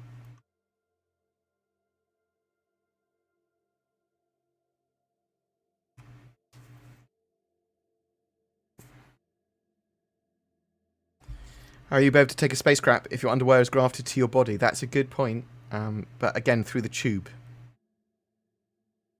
Put the tube up the butt. Just don't drink through the wrong tube.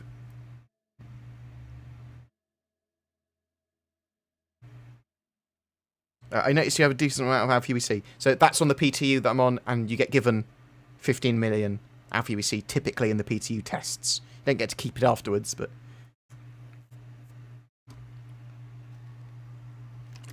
It doesn't get copied to the persistent universe. It's just in the PTU test universe.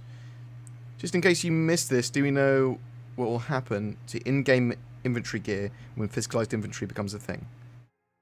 I don't know what you mean by in-game inventory gear. So, physicalized inventory will mean that you can only carry what is on your character. You don't have magic bags of holding, you have your armor on you, and you have all the attachment points and bags and stuff on your armor. And then everything else will have to be stored in lockers or in a physical location.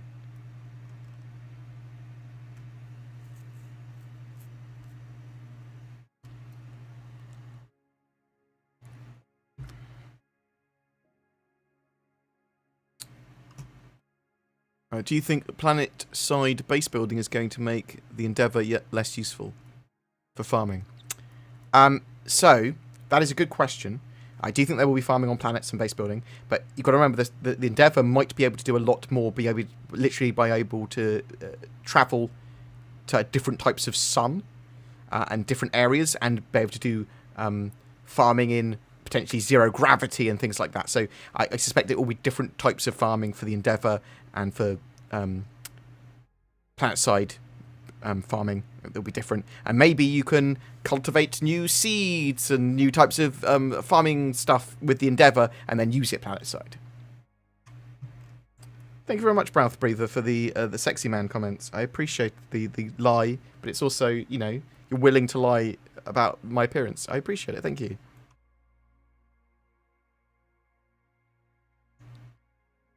Would base building be dependent on materials? So you don't need a Pioneer to build a base, is basically what Cloud Imperium said. However, the Pioneer will make base building a huge amount more easy.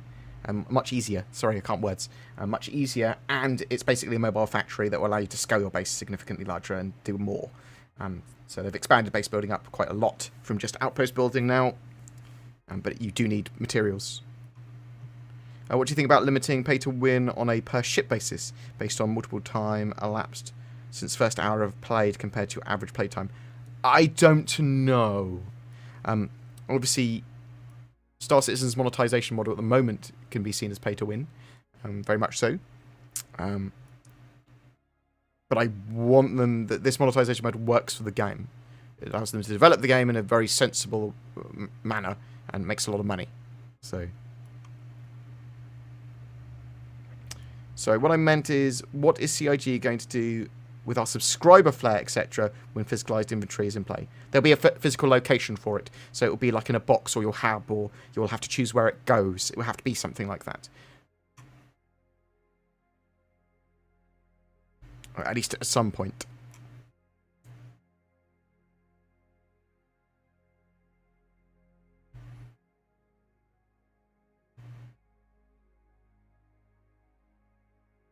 Right. Do we have any more questions? So, expect more XenoThreat gameplay and playtests this week would be my expectation. Almost certainly on the weekend. We'll have to wait and see, because I suspect there are a few bits that I'll want to test with getting the 3.12.1 patch into a more optimized state, getting it the mission playing a bit better, getting some balance to that mission.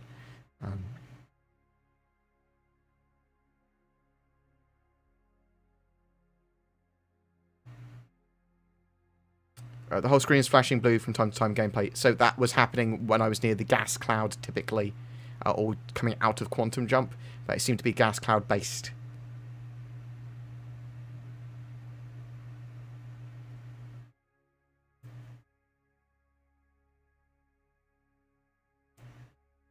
What? Why do you no longer use the reference CIG as SIG, but rather as Cloud Imperium? Well, I move between them all freely. I'm not, I'll call them Cloud Imperium Games, SIG, or CIG. I just do it when I feel it. It's the same as Emperor, like Sin uses. Sin! Yes. You dumb. Thanks. Yes, boss. Will player-driven economy and products like in EVE be possible sometime in the future? So it's going to be a player-influenced economy. So it's going to be basically 9 or 10 NPCs effectively for every one player. Could there be player crafting? Potentially. I mean, they've talked about crafting, so probably. But to what extent, we don't know yet.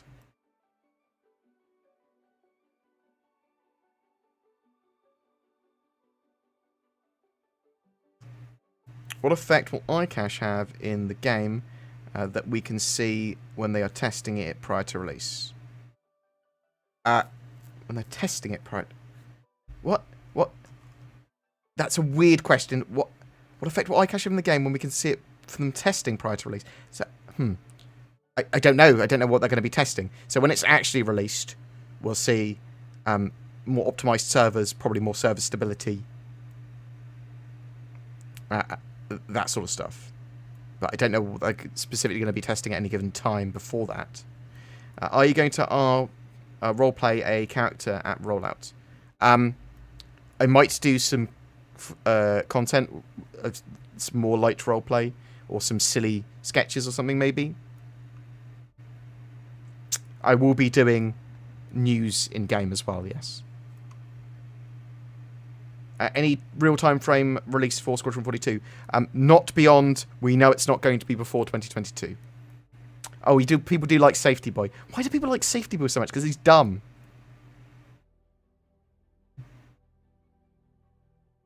How's the love life during COVID? The same as pre-COVID and probably the same as post-COVID. Low. He's got to stay 2 meters away from people. Yeah. People tell me to wear a mask to cover up my face. How are you enjoying the new XenoThreat event? Yeah, I think it's genuinely... The playtest was great. It needs more refinement. I want higher frame rates. I want some tweaks. So there's... if there's PvP players there, that's taken into account. I don't want them to despair to ruin the event. I want the fleet. I want it to be more fleet battle based than cargo, but it's fine to have a mixture of the two. Let's talk about Safety Boy. However, I damn please.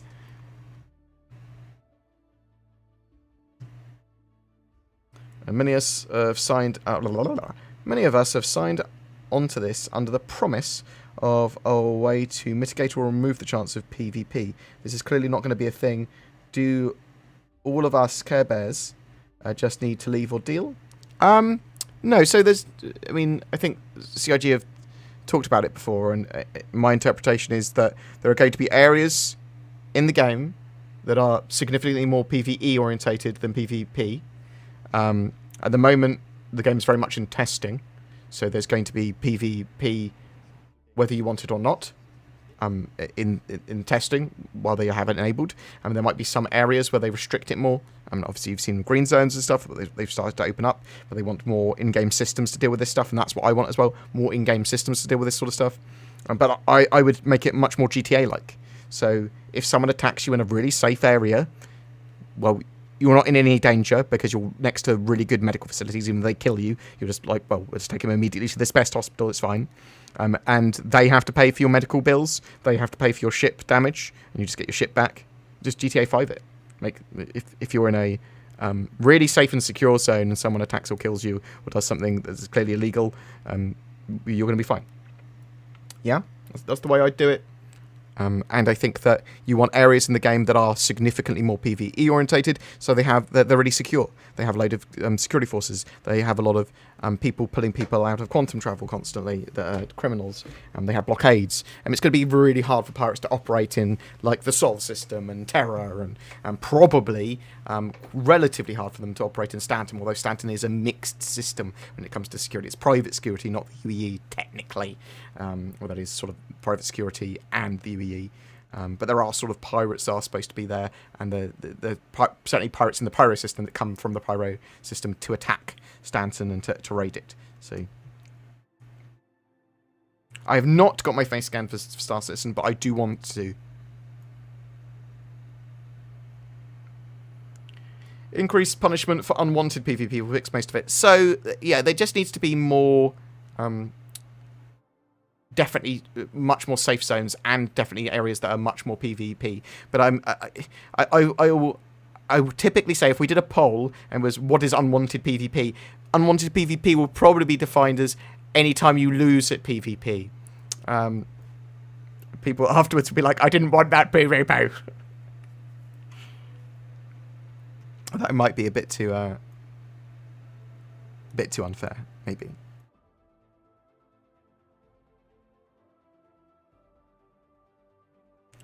So why restrict PvP during a PvE event? So, no, you're sort of right. Okay, so it was a PvE playtest event for the most part, the XenoThreat stuff. There is no reason to PvP on it other than to try and ruin the event at this stage. There does need to be some stuff for PvP players to be able to get involved with in some way, but there also needs to be protections for players doing the PvE event because of the nature of the event. if a PvP player can just come in and literally ruin it, that is not a balanced event. That's not intended. If they can just go and like shoot a missile or a couple of shots at a cargo ship that's carrying the explosive materials and just blow it up super easy without being like, they can do that quite easily because they're not going to be destroyed. If they're in a vanguard, they zoom in, boop, and then zoom out. That's not great. Yeah.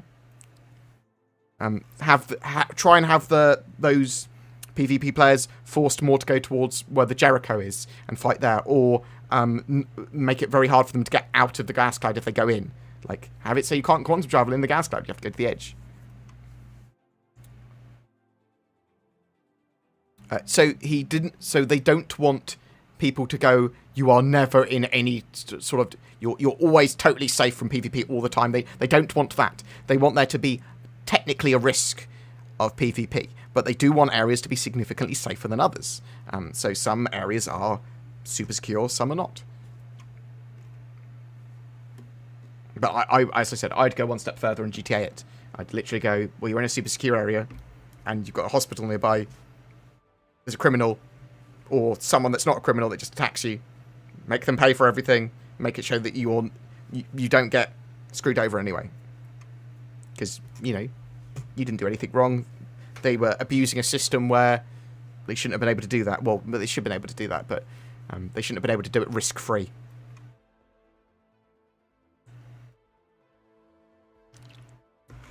And no, I think that's pretty reasonable with PvP. Zin, what do you think? I'm not. I mean, because I'm quite pro PvP. I don't like PvP. So you don't like PvP, okay? No, so I'm pro PvP, but I think it's got a time and a place, and it needs to be. There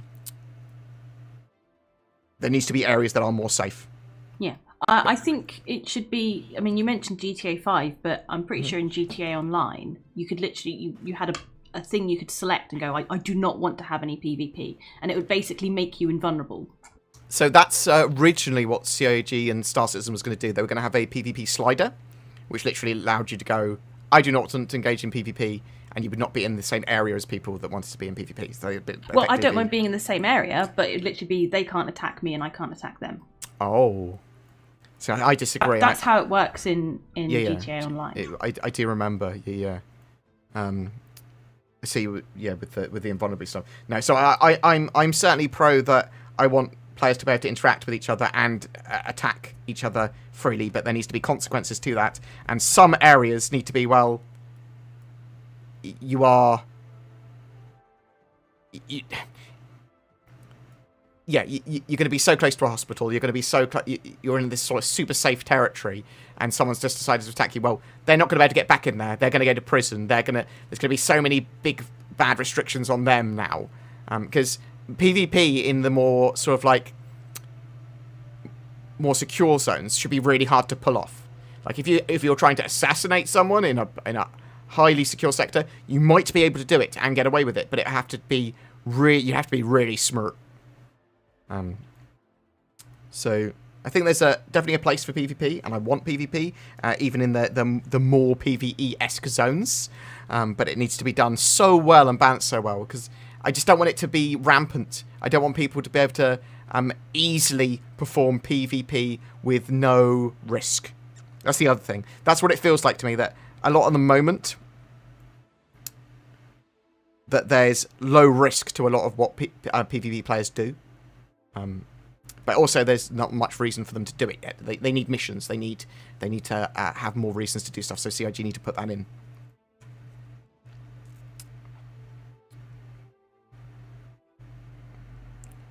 Do you think it would help if CIG clearly stated their definition of griefing? It wouldn't matter. People will redefine it in the ways that they want to anyway. Do you think we should have unisex bathrooms in game? Oh. Bathrooms or toilets? Because they're two different things. They are two different things. When do you think we'll get organisation features? You should get more and more over this year. I would expect to see permission systems and some org features this year.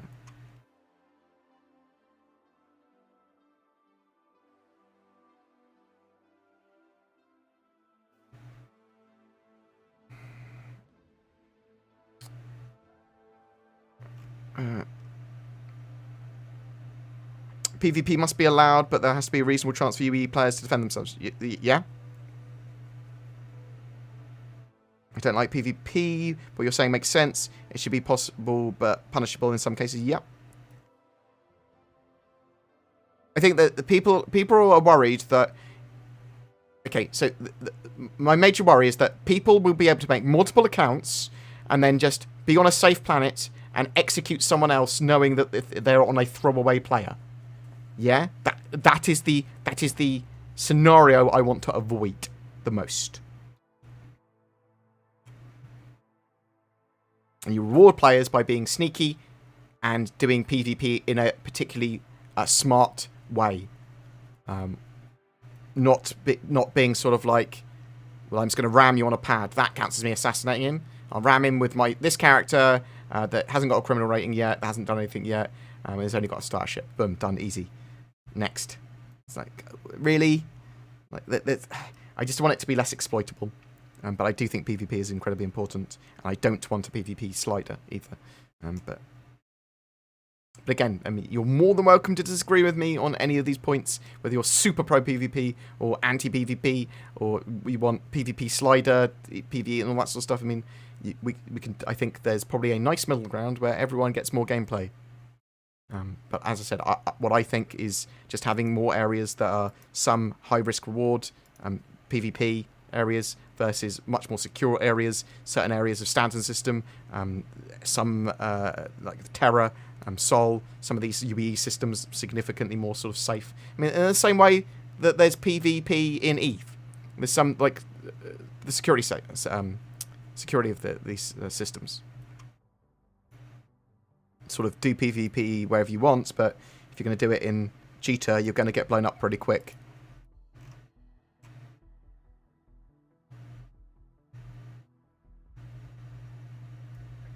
Yeah, and that's the other thing. Physicalized damage makes the piracy and players just insta-dying much more rare. Because your ship will be disabled and you'll be able to launch an escape pod and things like that.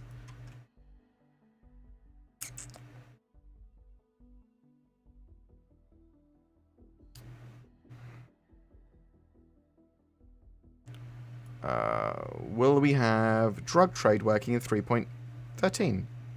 Don't know.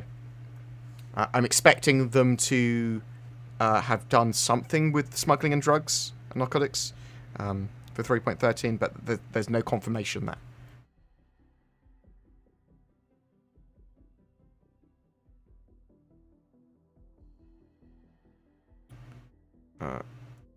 I really dislike PvP, but there has to be something like that to make the universe feel alive. Totally agree.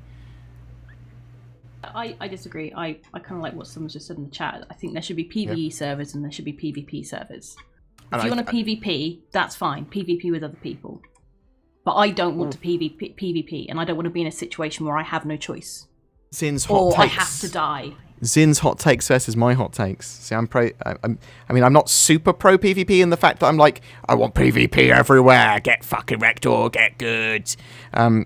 But I certainly want PvP to be able to exist in most places. No,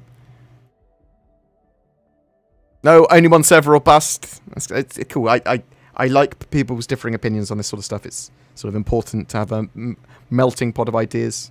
How am I, Beachy? I'm good. I wish I hadn't started a PvP and PvE conversation, though. I've realised that's a big can of worms.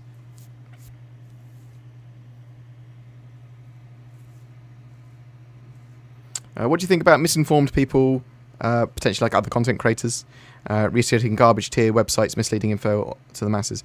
I mean, it's just the media in general, isn't it? Lol, lol, lol. Yeah, so Star Citizen gets a bad rap in the fact that some websites have called out certain parts of it before, some of it totally incorrectly and some of it unfairly, and then they quote themselves or they quote some of these more negative press sites or hit piece sites for sources when it's mostly false or bullshit or partial bullshit. They haven't done much of their own sort of research. Star Citizen doesn't help itself in this regard, though, because it is pretty hard to get into Star Citizen as a new player. It is, you look at it and go, oh, there's so much going on, what's going on, oh, how many years in development, why, how much money, when is it going to be done, So a lot of it's obscured and not. It's pretty hard to penetrate if you're entirely new to the project, without first watching like 10 hours of videos from people like myself and Noobifire and things, as well as being told how to consume the information from CIG. Because there's a load of different sources from CIG even. What do you watch? What do you read? So I can understand people being confused about it. I can't understand or abide by journalists saying stuff that's totally factually incorrect and they haven't fact-checked. That just annoys me. It's lazy when they've stated something as fact. And like a Google search, you can see that it's false. So I would prefer a lot of these people, content creators and companies and journalists or whatever, do a bit more fact-checking, but I prefer that of every form of media that I consume, to be honest. And some of them have got some pretty good points as well, though. I mean, so it's not always just, oh, these are terrible things to say. Well, some people view the game like that, and CIG needs to be aware of that and make it less obscured, more easy access for people to understand what's going on with the project, and that sort of stuff as well. PvB, players versus bugs. Nice.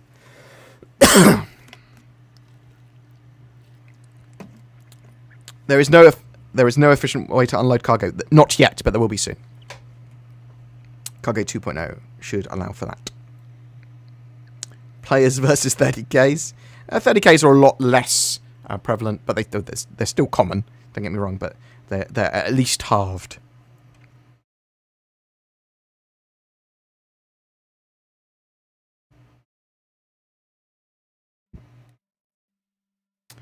Good pirate tries to take loot after a kill. A griefer just kills to piss off other people. I mean, yeah. So, okay, there's lots of. We've talked about this before. There's quite a high bar for being a griefer, in my opinion. But just trying to ruin something, low effort ruin because you can, that's probably griefing. But typically more sort of like targeted bullying of a particular player just for an emotional response is how I'd sort of define griefing and trolling. Because there's lots of reasons to attack players, and there's lots of reasons to want to loot players. I mean, there's literally PvP missions that have you attacking players, whether that be bounty hunting or to disrupt some areas. But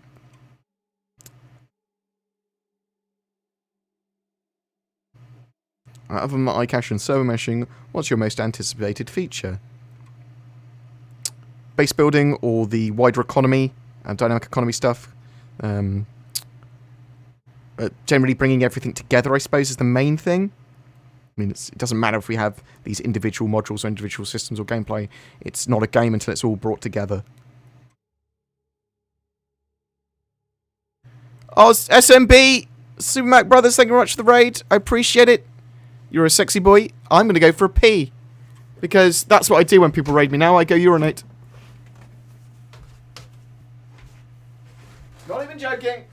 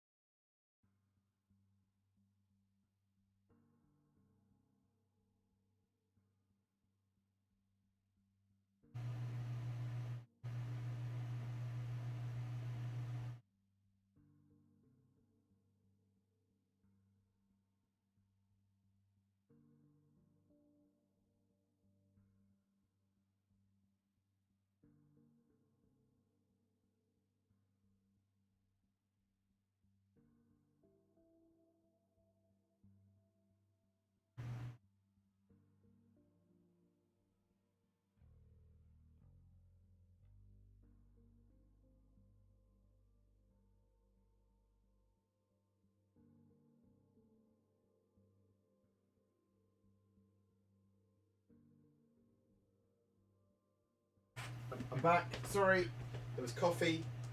I found coffee. No, I haven't used my Oculus, not my Oculus, my Valve Index for ages. I've returned after a mighty urination. No, I was not having a poo-poo. You sure? Yeah, people are... Is Monka S allowed in streams? Is that like a Papo or a Poggers? Are they illegal? Are they illegal memes / emotes now? Well, I would have thought if Twitch hasn't removed it, then it's not a problem. What other illegal ones do we think they're going to be in the future? Who would have thought a little froggy boy would be so controversial? Oh. But yes. Right. So. Is this a no audio stream? No. We've got audio. So no content stream. We just put a video up of me playing some games a while ago, and let's go back.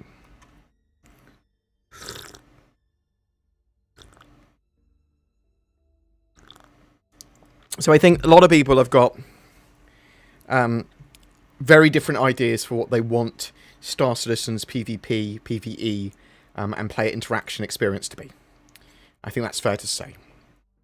My solution is still to have some areas of space super secure and very unlikely for PvP to occur, and except in under exceptional circumstances.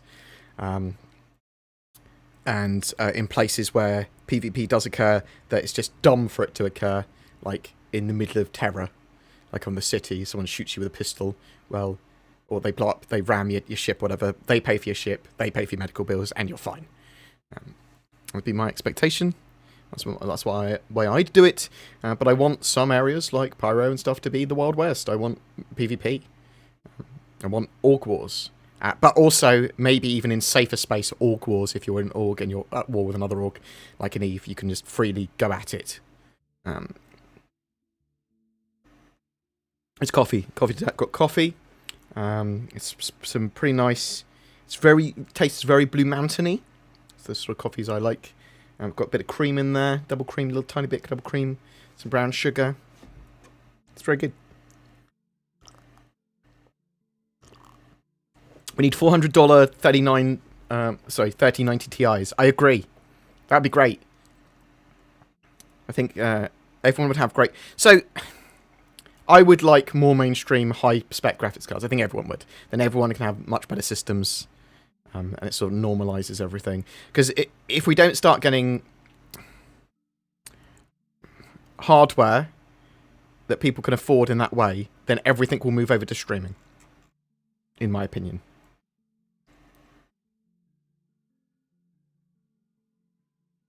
I don't always drink tea. Good coffee. Good coffee's good coffee, isn't it, Sin? Come on. You back me up here. Good coffee is good coffee, you're right. Thank you. I am right, see? None of that instant rubbish. No, none of that instant rubbish. Do you know, I will drink instant at You're a monster. at a greasy spoon or someone's house if I'm hungover, because I need the caffeine hit, and I literally my taste buds typically won't work, so it doesn't matter. I was thinking of reasons I would drink. Well, instant. that's okay, because you're not going to a greasy spoon or somebody else's house anytime soon. That is a bloody good point. I wonder how my tastes have changed since lockdown. I've certainly lost quite a bit of weight. Look at me. I've lost weight. I've certainly not lost weight. This is a medium, this hoodie. Good job. Thank you. It's a little tight on my tum-tum. Well, it's not, but I think it hugs me quite well. I'm a beautiful boy. I like that. You need new friends if they only have instant coffee. That's true. To be fair, you go to mine, you go to Kit, you'll get fresh coffee. That is true. And good wine as well. Well, not Kit's. Unless I've come to Kit's. Yeah. Or I'll bring some. Or Cameron will. One of us will.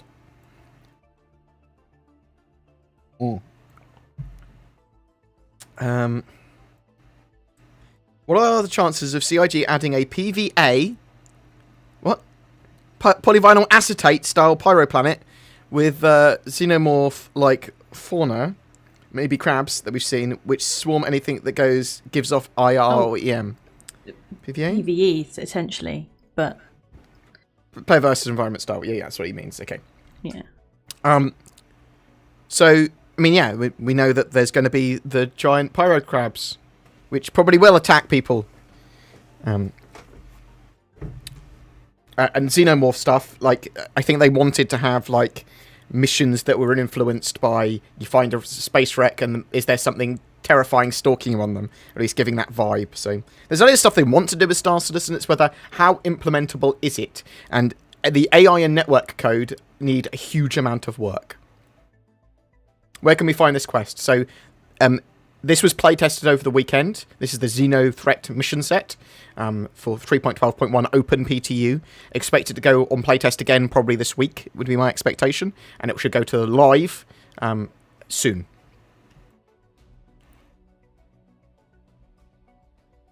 You swear your ex gave you pyro space crabs. Nice.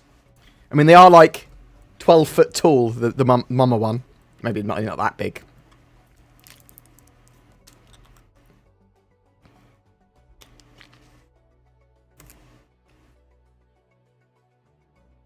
When can we expect blades in the game for us pilots without friends? So this is AI blades he's talking about that will give you some expanded options for your ships, like automatically firing turrets or auto-firing countermeasures, but also potentially allowing you to like get access to a bounty hunters database and some stuff like that. They're working on them now. There's no hard date for them, though. I suspect that'll be the first form of AI that we get, though, for helping players run their ships.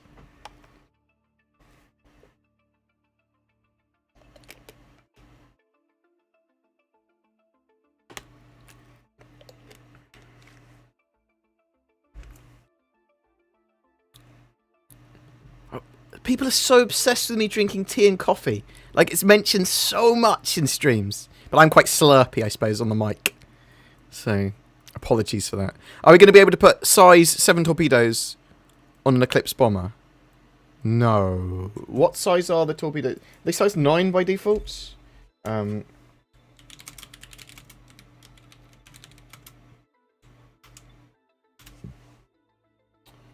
think they're size 9 by default. And I don't think there's any plans currently to be able to change the launcher.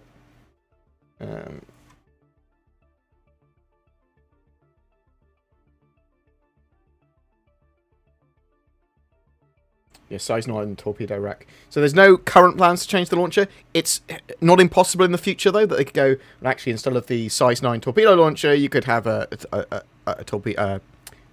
load of size 5 tops instead. It's possible.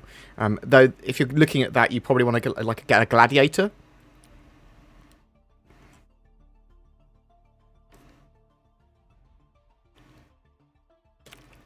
Dr. Spadoni? My god, I couldn't say your name at all. Expect this within the next couple of weeks. It's based on the playtest, so they playtested it over the weekend.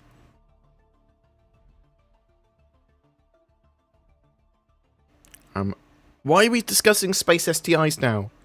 No. Zin, is it STIs or STDs? I think it's D's now, isn't it? I can't remember. I'm too old. Is it infections or diseases? I've been in a long-term relationship. I don't need to worry about that sort of thing anymore. Have you considered a baby on board decal for your Javelin? How? There aren't any children in the game. No. No baby on board. You're the baby. What, me? I look like a baby a bit. We need a potato on board. Oh, nice.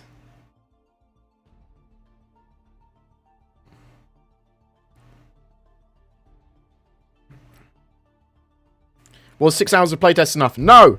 I mean, I'd hope that they'd implement some changes and some tweaks to the patch and then do another playtest this week. Or another couple, at least. I'd expect the live patch within a couple of weeks. in my opinion, unless there's some sort of devastating blocker or they want to do a big change to the gameplay.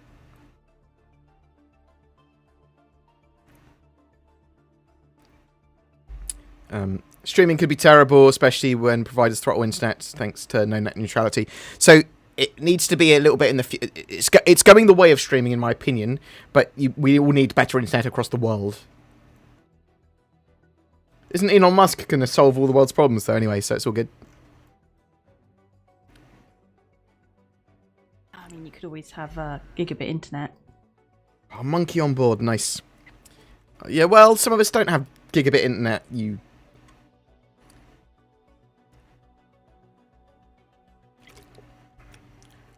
My question is, will Star Citizen have proper fade haircut styles or something like that? Straight hair, like, what does a brother gotta do to get a fro in the universe? You should probably have fros. They've been working on hair, they've been working on beards. They talked about it a bit recently. Is the main web server down? You can always go to status.robertspaceindustries.com to see the status of the servers.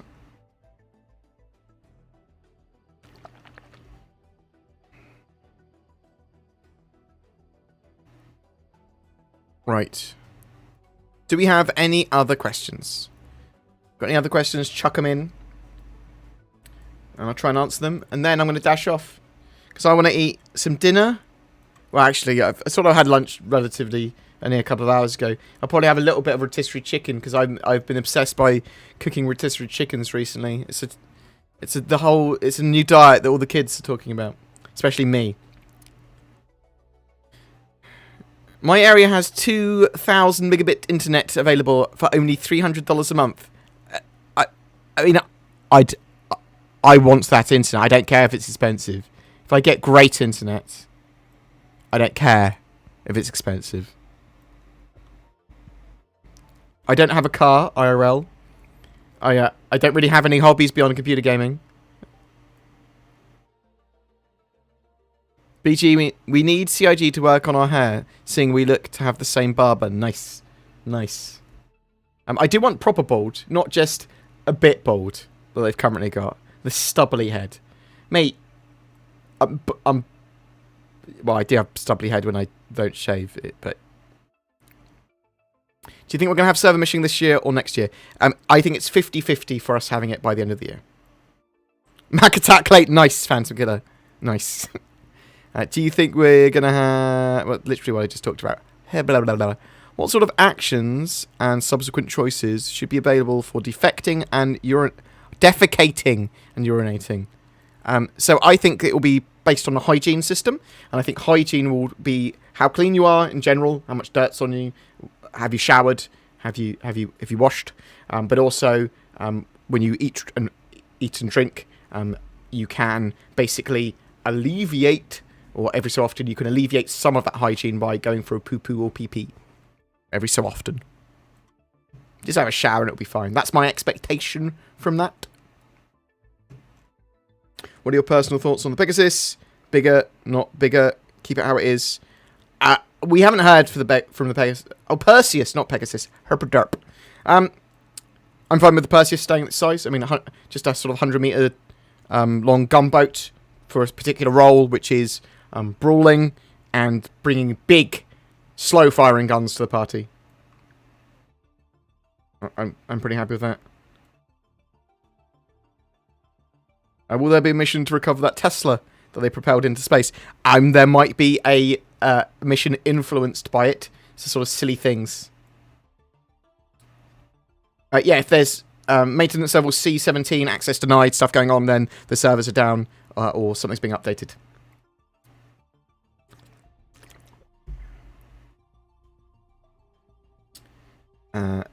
Unless you're being blocked by something. Status. RobertspaceIndustries.com. And it all looks operational to me, so it's got to be almost certainly something you'll rent. What, up his bum?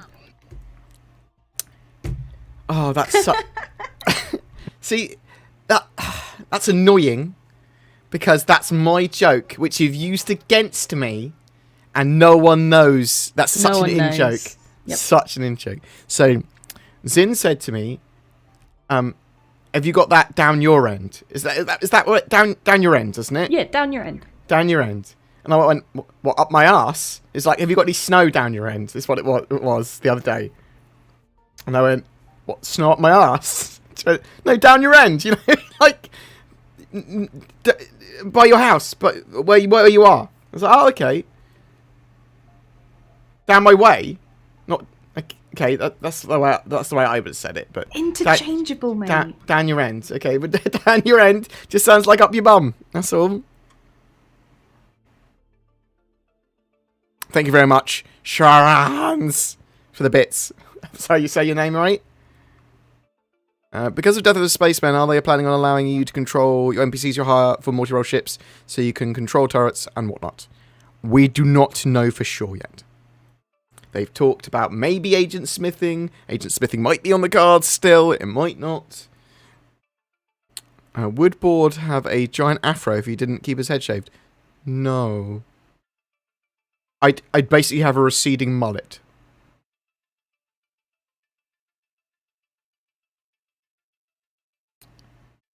And none of us want me to have that. Not even as a joke. You want... Oh, okay, you want the Voyager probe that we have to collect that's been transmitting for like 900 years. Isn't that one of the Star Trek movies?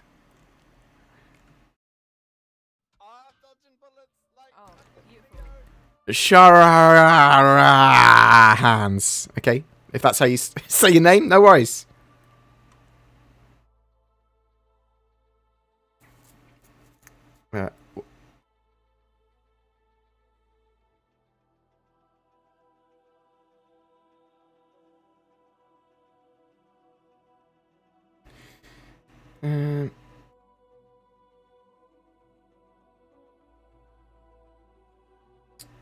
Well, we'll have to see. So there's a load of questions that are left unanswered about the agent smithing thing, and can you have mates joining you on your ships if you've got NPCs on there, whether or not they're your accounts or not. We'll have to see. Do you think the Aaron Halo belts / gates mean that CIG is punting / forgetting about letting us set freeform quantum travel routes to be chosen to a chosen point in space? So we don't know exactly what we're going to be able to do with that anyway. But there is supposed to be a barrier there, so you would have to... It sounds like you'd have to go through the gates there.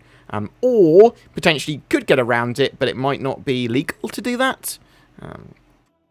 Or safe.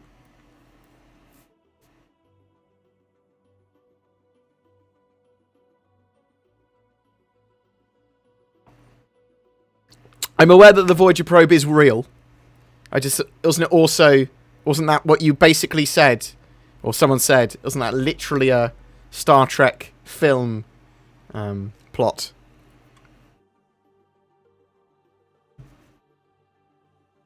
Do you find the narrative portion of Star Citizen interesting, or do you think it's more about the stories you create through your own play? For me, it's more about my own stories. I'm actually playing the game, but it's got a rich and vibrant story. The Addison Imperator stuff is actually pretty cool because it sort of fuses the two together. I like it when you can fuse in-game lore and those cool things that you can do like that with the lore, with in-game stuff, and you have a bit of an augmented reality experience where you can affect both. I like that. It's not agent smithing, it's quantum leaping like in the show. That's a whole different in-joke that me and Zin have, and DC. GSUP 7s. That was at least $5 of entertainment. Thank you. Thank you. At least someone agrees. I'll accept your money. Appreciated. Much appreciated. And thank you very much for all the bits that people have been sending as well. They could do invisible asteroid damage if you fly through. No. So it'll be interesting to see how they want to implement the that asteroid belt, the Aaron Halo. Because there's lots of ways they could do it. Is it an asteroid belt that literally goes around the whole? It's not like going to be entirely spherical as an asteroid field. It's a ring. So why do you have to go through it? Well, there might be reasons, and maybe there's anomaly or gravitational reasons. Maybe there's legal reasons, like you have to go through this port technically because it's a customs gate.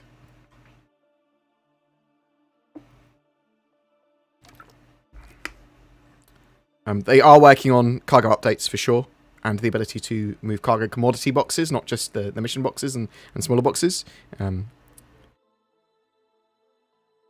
So do we know why the Iron Halo is locked down with gates? Because it's the Crusader... No. It's Crusader? Arc Corp? They're supposed to basically be toll/customs gates, security gates.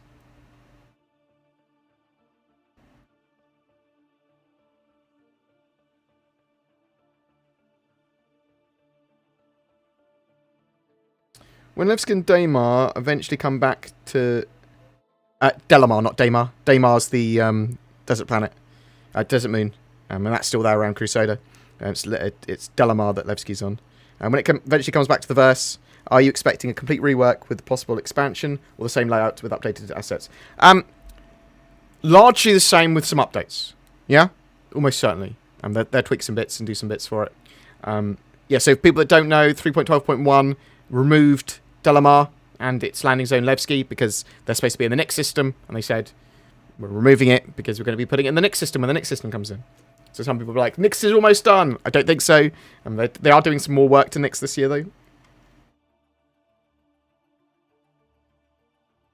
Remember when Chris said he played a bit of EVE and didn't really like it? I don't remember that. But I can imagine him playing it. I can imagine him playing a load of space games and sci-fi things. How is removing Delamar and reducing to 40 players on the playtest servers affected stuff? I mean, I don't think it's had much of an effect at all. From my understanding, it's still laggy.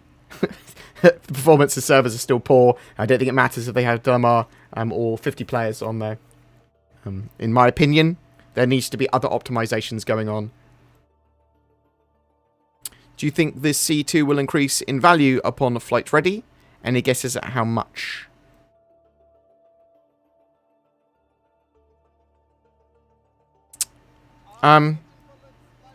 Yeah, I mean, $20 to $50 more. That's the sort of range they typically have it. Thank you very much for 23. I appreciate the bits. No, I'm not going to show you my... Oh, that's... So... Yeah, so the real reason they're removing Delamar is due to lag, potentially. So, if you notice in the 3.12.1 patch, they've actually got a load of Delamar fixes, and also its removal. So, and I think they went, well, we might as well remove it rather than try and fix the issues that they had with it. Because it's going to be a Nix anyway. That's probably the process they went through, in my opinion.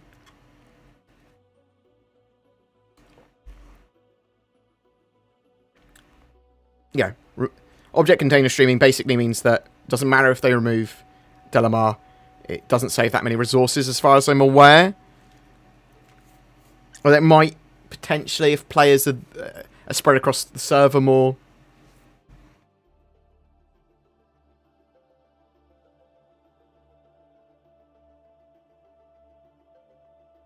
Do we have any other questions?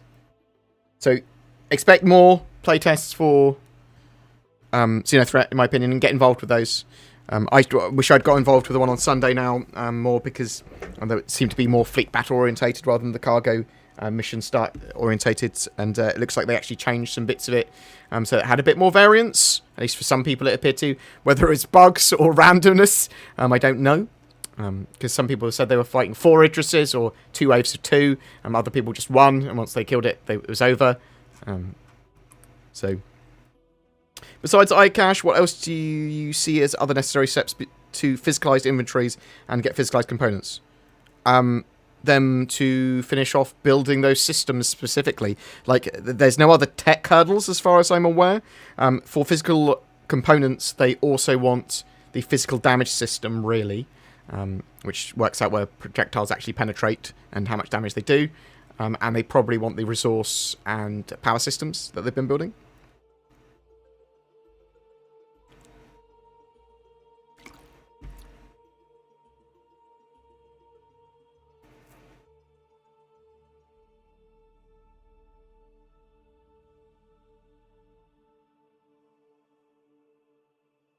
Did they replacing it with something, or was it just going to be empty space? Well, most of the Stanton system is empty space.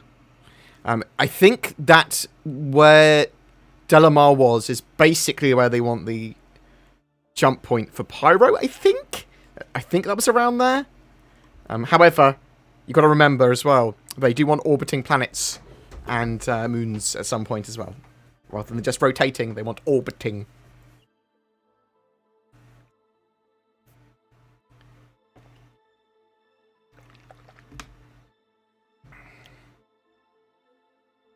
You and Zin pick on each other like brother and sister. Is that normally how you get along?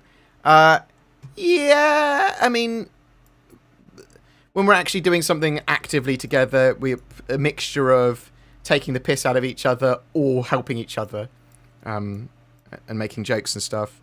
We can be quite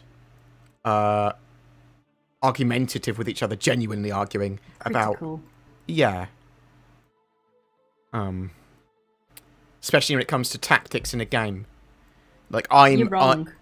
Well, so I am hectic and panicked, and that panics other people around me. Mm-hmm. But also, I also get annoyed when people just don't know what to do, and they just like do everything bad. So I sort of like will say a panicked response because that's my thing. The pushing, ah! Sort of. Maybe not that whiny. Maybe that whiny. I can't remember who it was, but somebody mentioned it the other day. We were playing Apex. They were like, "Is Monkey's Apex voice not the scariest thing ever?" Because you're always very on edge, rushed. Like you always sound panicked. That's my general. That is my standard setting when it's a high. It's tense. I'm tense. And then I'm like, just calm down. It's fine. Chill. I've been pretty good over the last week. Been a lot more chill. For the most part. Oh, man. So we were playing Unrailed yesterday. And it annoys me when people could be safe in the train and they're just standing around, just looking around. What are you doing? You should always be doing something. Don't care if it's mining or picking up stuff. Playing on kids mode and I'm still panicked.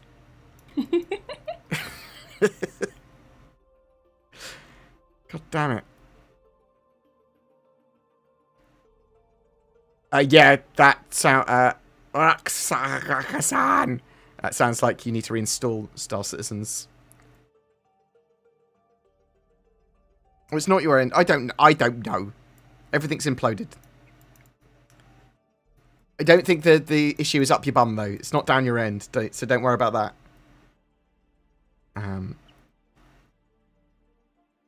On the star map on their website, the Pyro jump point is where Levski was. It doesn't show one for Nyx though. It wouldn't.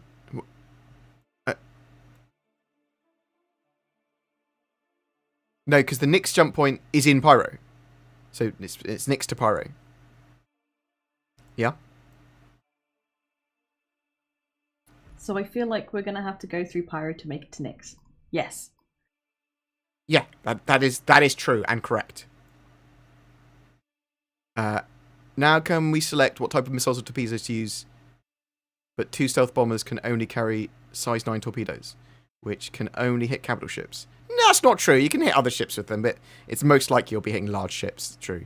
Rendering the stealth gameplay out of 99% of the PvP. It should be able to carry 2 size 7 torpedoes and 1 size 9, so we can still have a place for the Eclipse. I mean, maybe they'll change it in the future. There might be various types of size 9 torpedo it might be able to use, but it might just be that it's supposed to be used against capital ships as first strikers or against installations and ground targets and space stations and things, maybe. Do you think we should unequip our ship components before we apply the next update? Almost certainly. That's always a good way of doing stuff. So just before an update comes out, try and unequip your changes to your ships so that you don't lose your components. It's always good practice. Right. I think Zin's giggle is at least 75% evil. Okay. I wouldn't define Zin as evil. Somebody said Zin's giggle is half innocent and half evil, and then G had to come along and say it's at least 75% evil. But G knows what I'm like, so... Yeah, he does. Guns and ammo on our person too. Yeah, so with physical inventory, yes, it's all held on you, but it has to be on attachment points on you or in your hands or on your armor. So you can only carry a very limited amount. Zin! Yes. When are we going to have the stuff up to start with the events? Is that going to be up this week at some point? Maybe. So I don't know what the fuck I'm doing, to be fair. Me and Sin are going to be talking about it tomorrow and getting a plan of action so that something's up that can then be built on. So I have something on the Discord then and starting getting people invited to it. So do not worry. We want to start doing that, especially with the XenoThreat mission playtest. Like, that was cool, and I'd like both to do something with our own group doing that during the week and stuff. Are you married with Zin? I'm not married, and neither's he. Yeah, so neither of us are married. And we're also not married to each other, no. And we're not even dating. I would say that Zin's probably, I would say, repulsed by me rather than attracted to me. I mean, we are very good friends.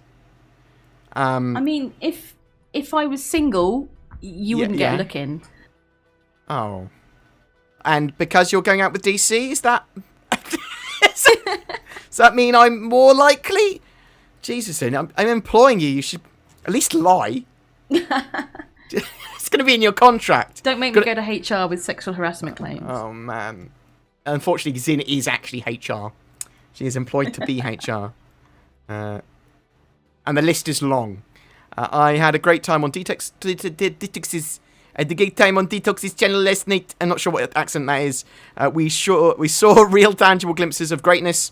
The UE Javelin attacking the Xeno Idris. Frames were low. Yes, frame rates are low in the playtest. Delamar being gone. Have you heard anything about how they want to improve the frame rate? Yes, they want to improve the frame rate. And they're going to optimize that 3.12.1 patch further. I'm just not sure how effective that's going to be. So the Gen 12 renderer stuff, general server optimizations, there's a huge amount they can do beyond iCache and server meshing in the future as well. Does Zin have a stream? She does have, is it Zinja_FTW? Is that, or is it Board Zinja? No, it's just Zinja now. Is it just Zinja? Okay. Yeah, yes, I'm pretty sure I changed it. She will be streaming at some point in the future as part of her job for the BoredGamer. And she might be streaming for herself occasionally in her free time.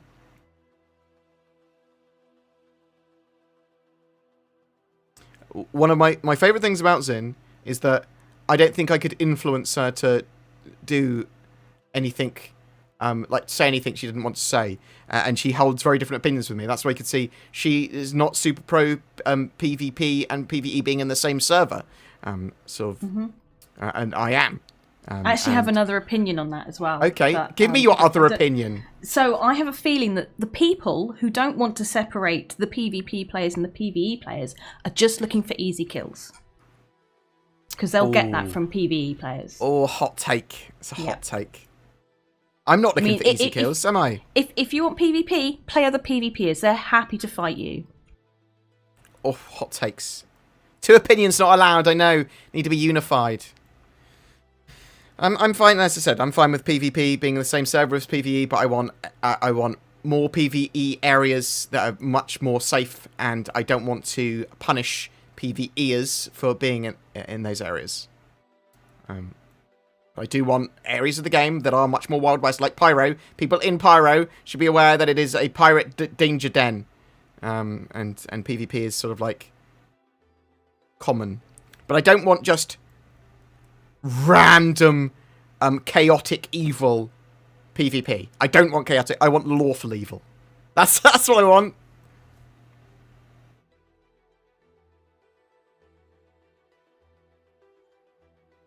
I would have liked the XenoThreat to include actual hauling. Okay, yeah, I can see that.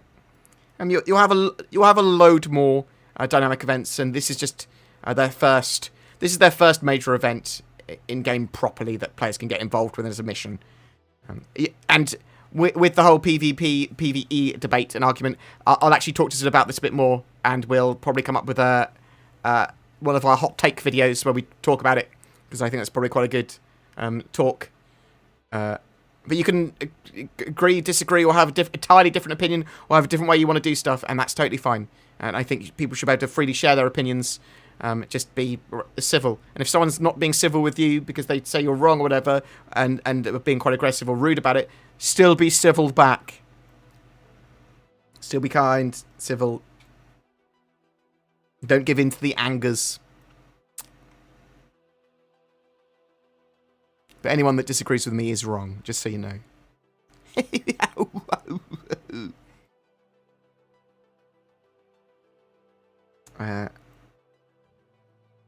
Right. I think we might leave it there. What I will probably do is next time there's a playtest, I'll try and convince Zin to do a stream. We'll do a live stream of it, potentially. It depends what it is. Oh, you can see my janky FPS. That'd be amazing. Oh, yeah. That's a good point. Or maybe I can convince DC to let me use his PC. That would be cool as well. Hey, DC, you know you bought yourself a new superpowered PC. Can I use it for work? If it's... I mean, is it possible to be able to grab you a 3080? Like, because we've also got the 2080 Ti here. Probably not.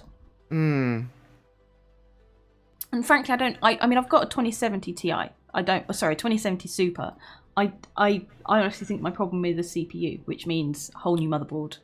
Well, no, we've got that. We've got that for you waiting here. But I need my new computer built so that I can send you my old computer, basically.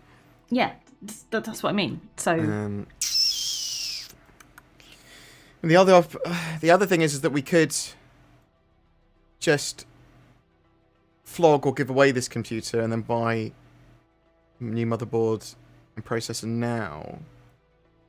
Maybe we'll run. We can change the day. We got about $400 towards the hard drives and stuff. Maybe we can move the stuff over to a new CPU and motherboard. I'll think about it and potentially do it for next stream or something. I'll talk to people. And people are typically willing to chuck money at me for stuff that benefits the channel because people are generous and kind. So 3080s aren't available over here. So my CPU and my GPU I bought in November, October, November. They were in stock at the companies I bought them with. And they were sold out immediately. And then they emailed me saying, we ran out of stock when you were buying, even though I bought within, well, one of them I bought within a few seconds. The other one I bought as soon as I was able to, but it was still in stock. They said we oversold them. So it's technically a pre-order, and I still haven't received either of them yet. So 3080s are gone for everyone, okay. Yeah, I'm not going to buy a scalped one. That would just be ridiculous. But the dream is that this year me and Zin will both be recording 4K, hopefully maybe question mark, or upscaled 4K. And then releasing our videos in 4K is the plan.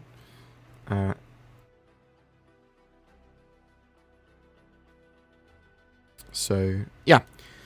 All right, any other quick questions that we can do before we dash off?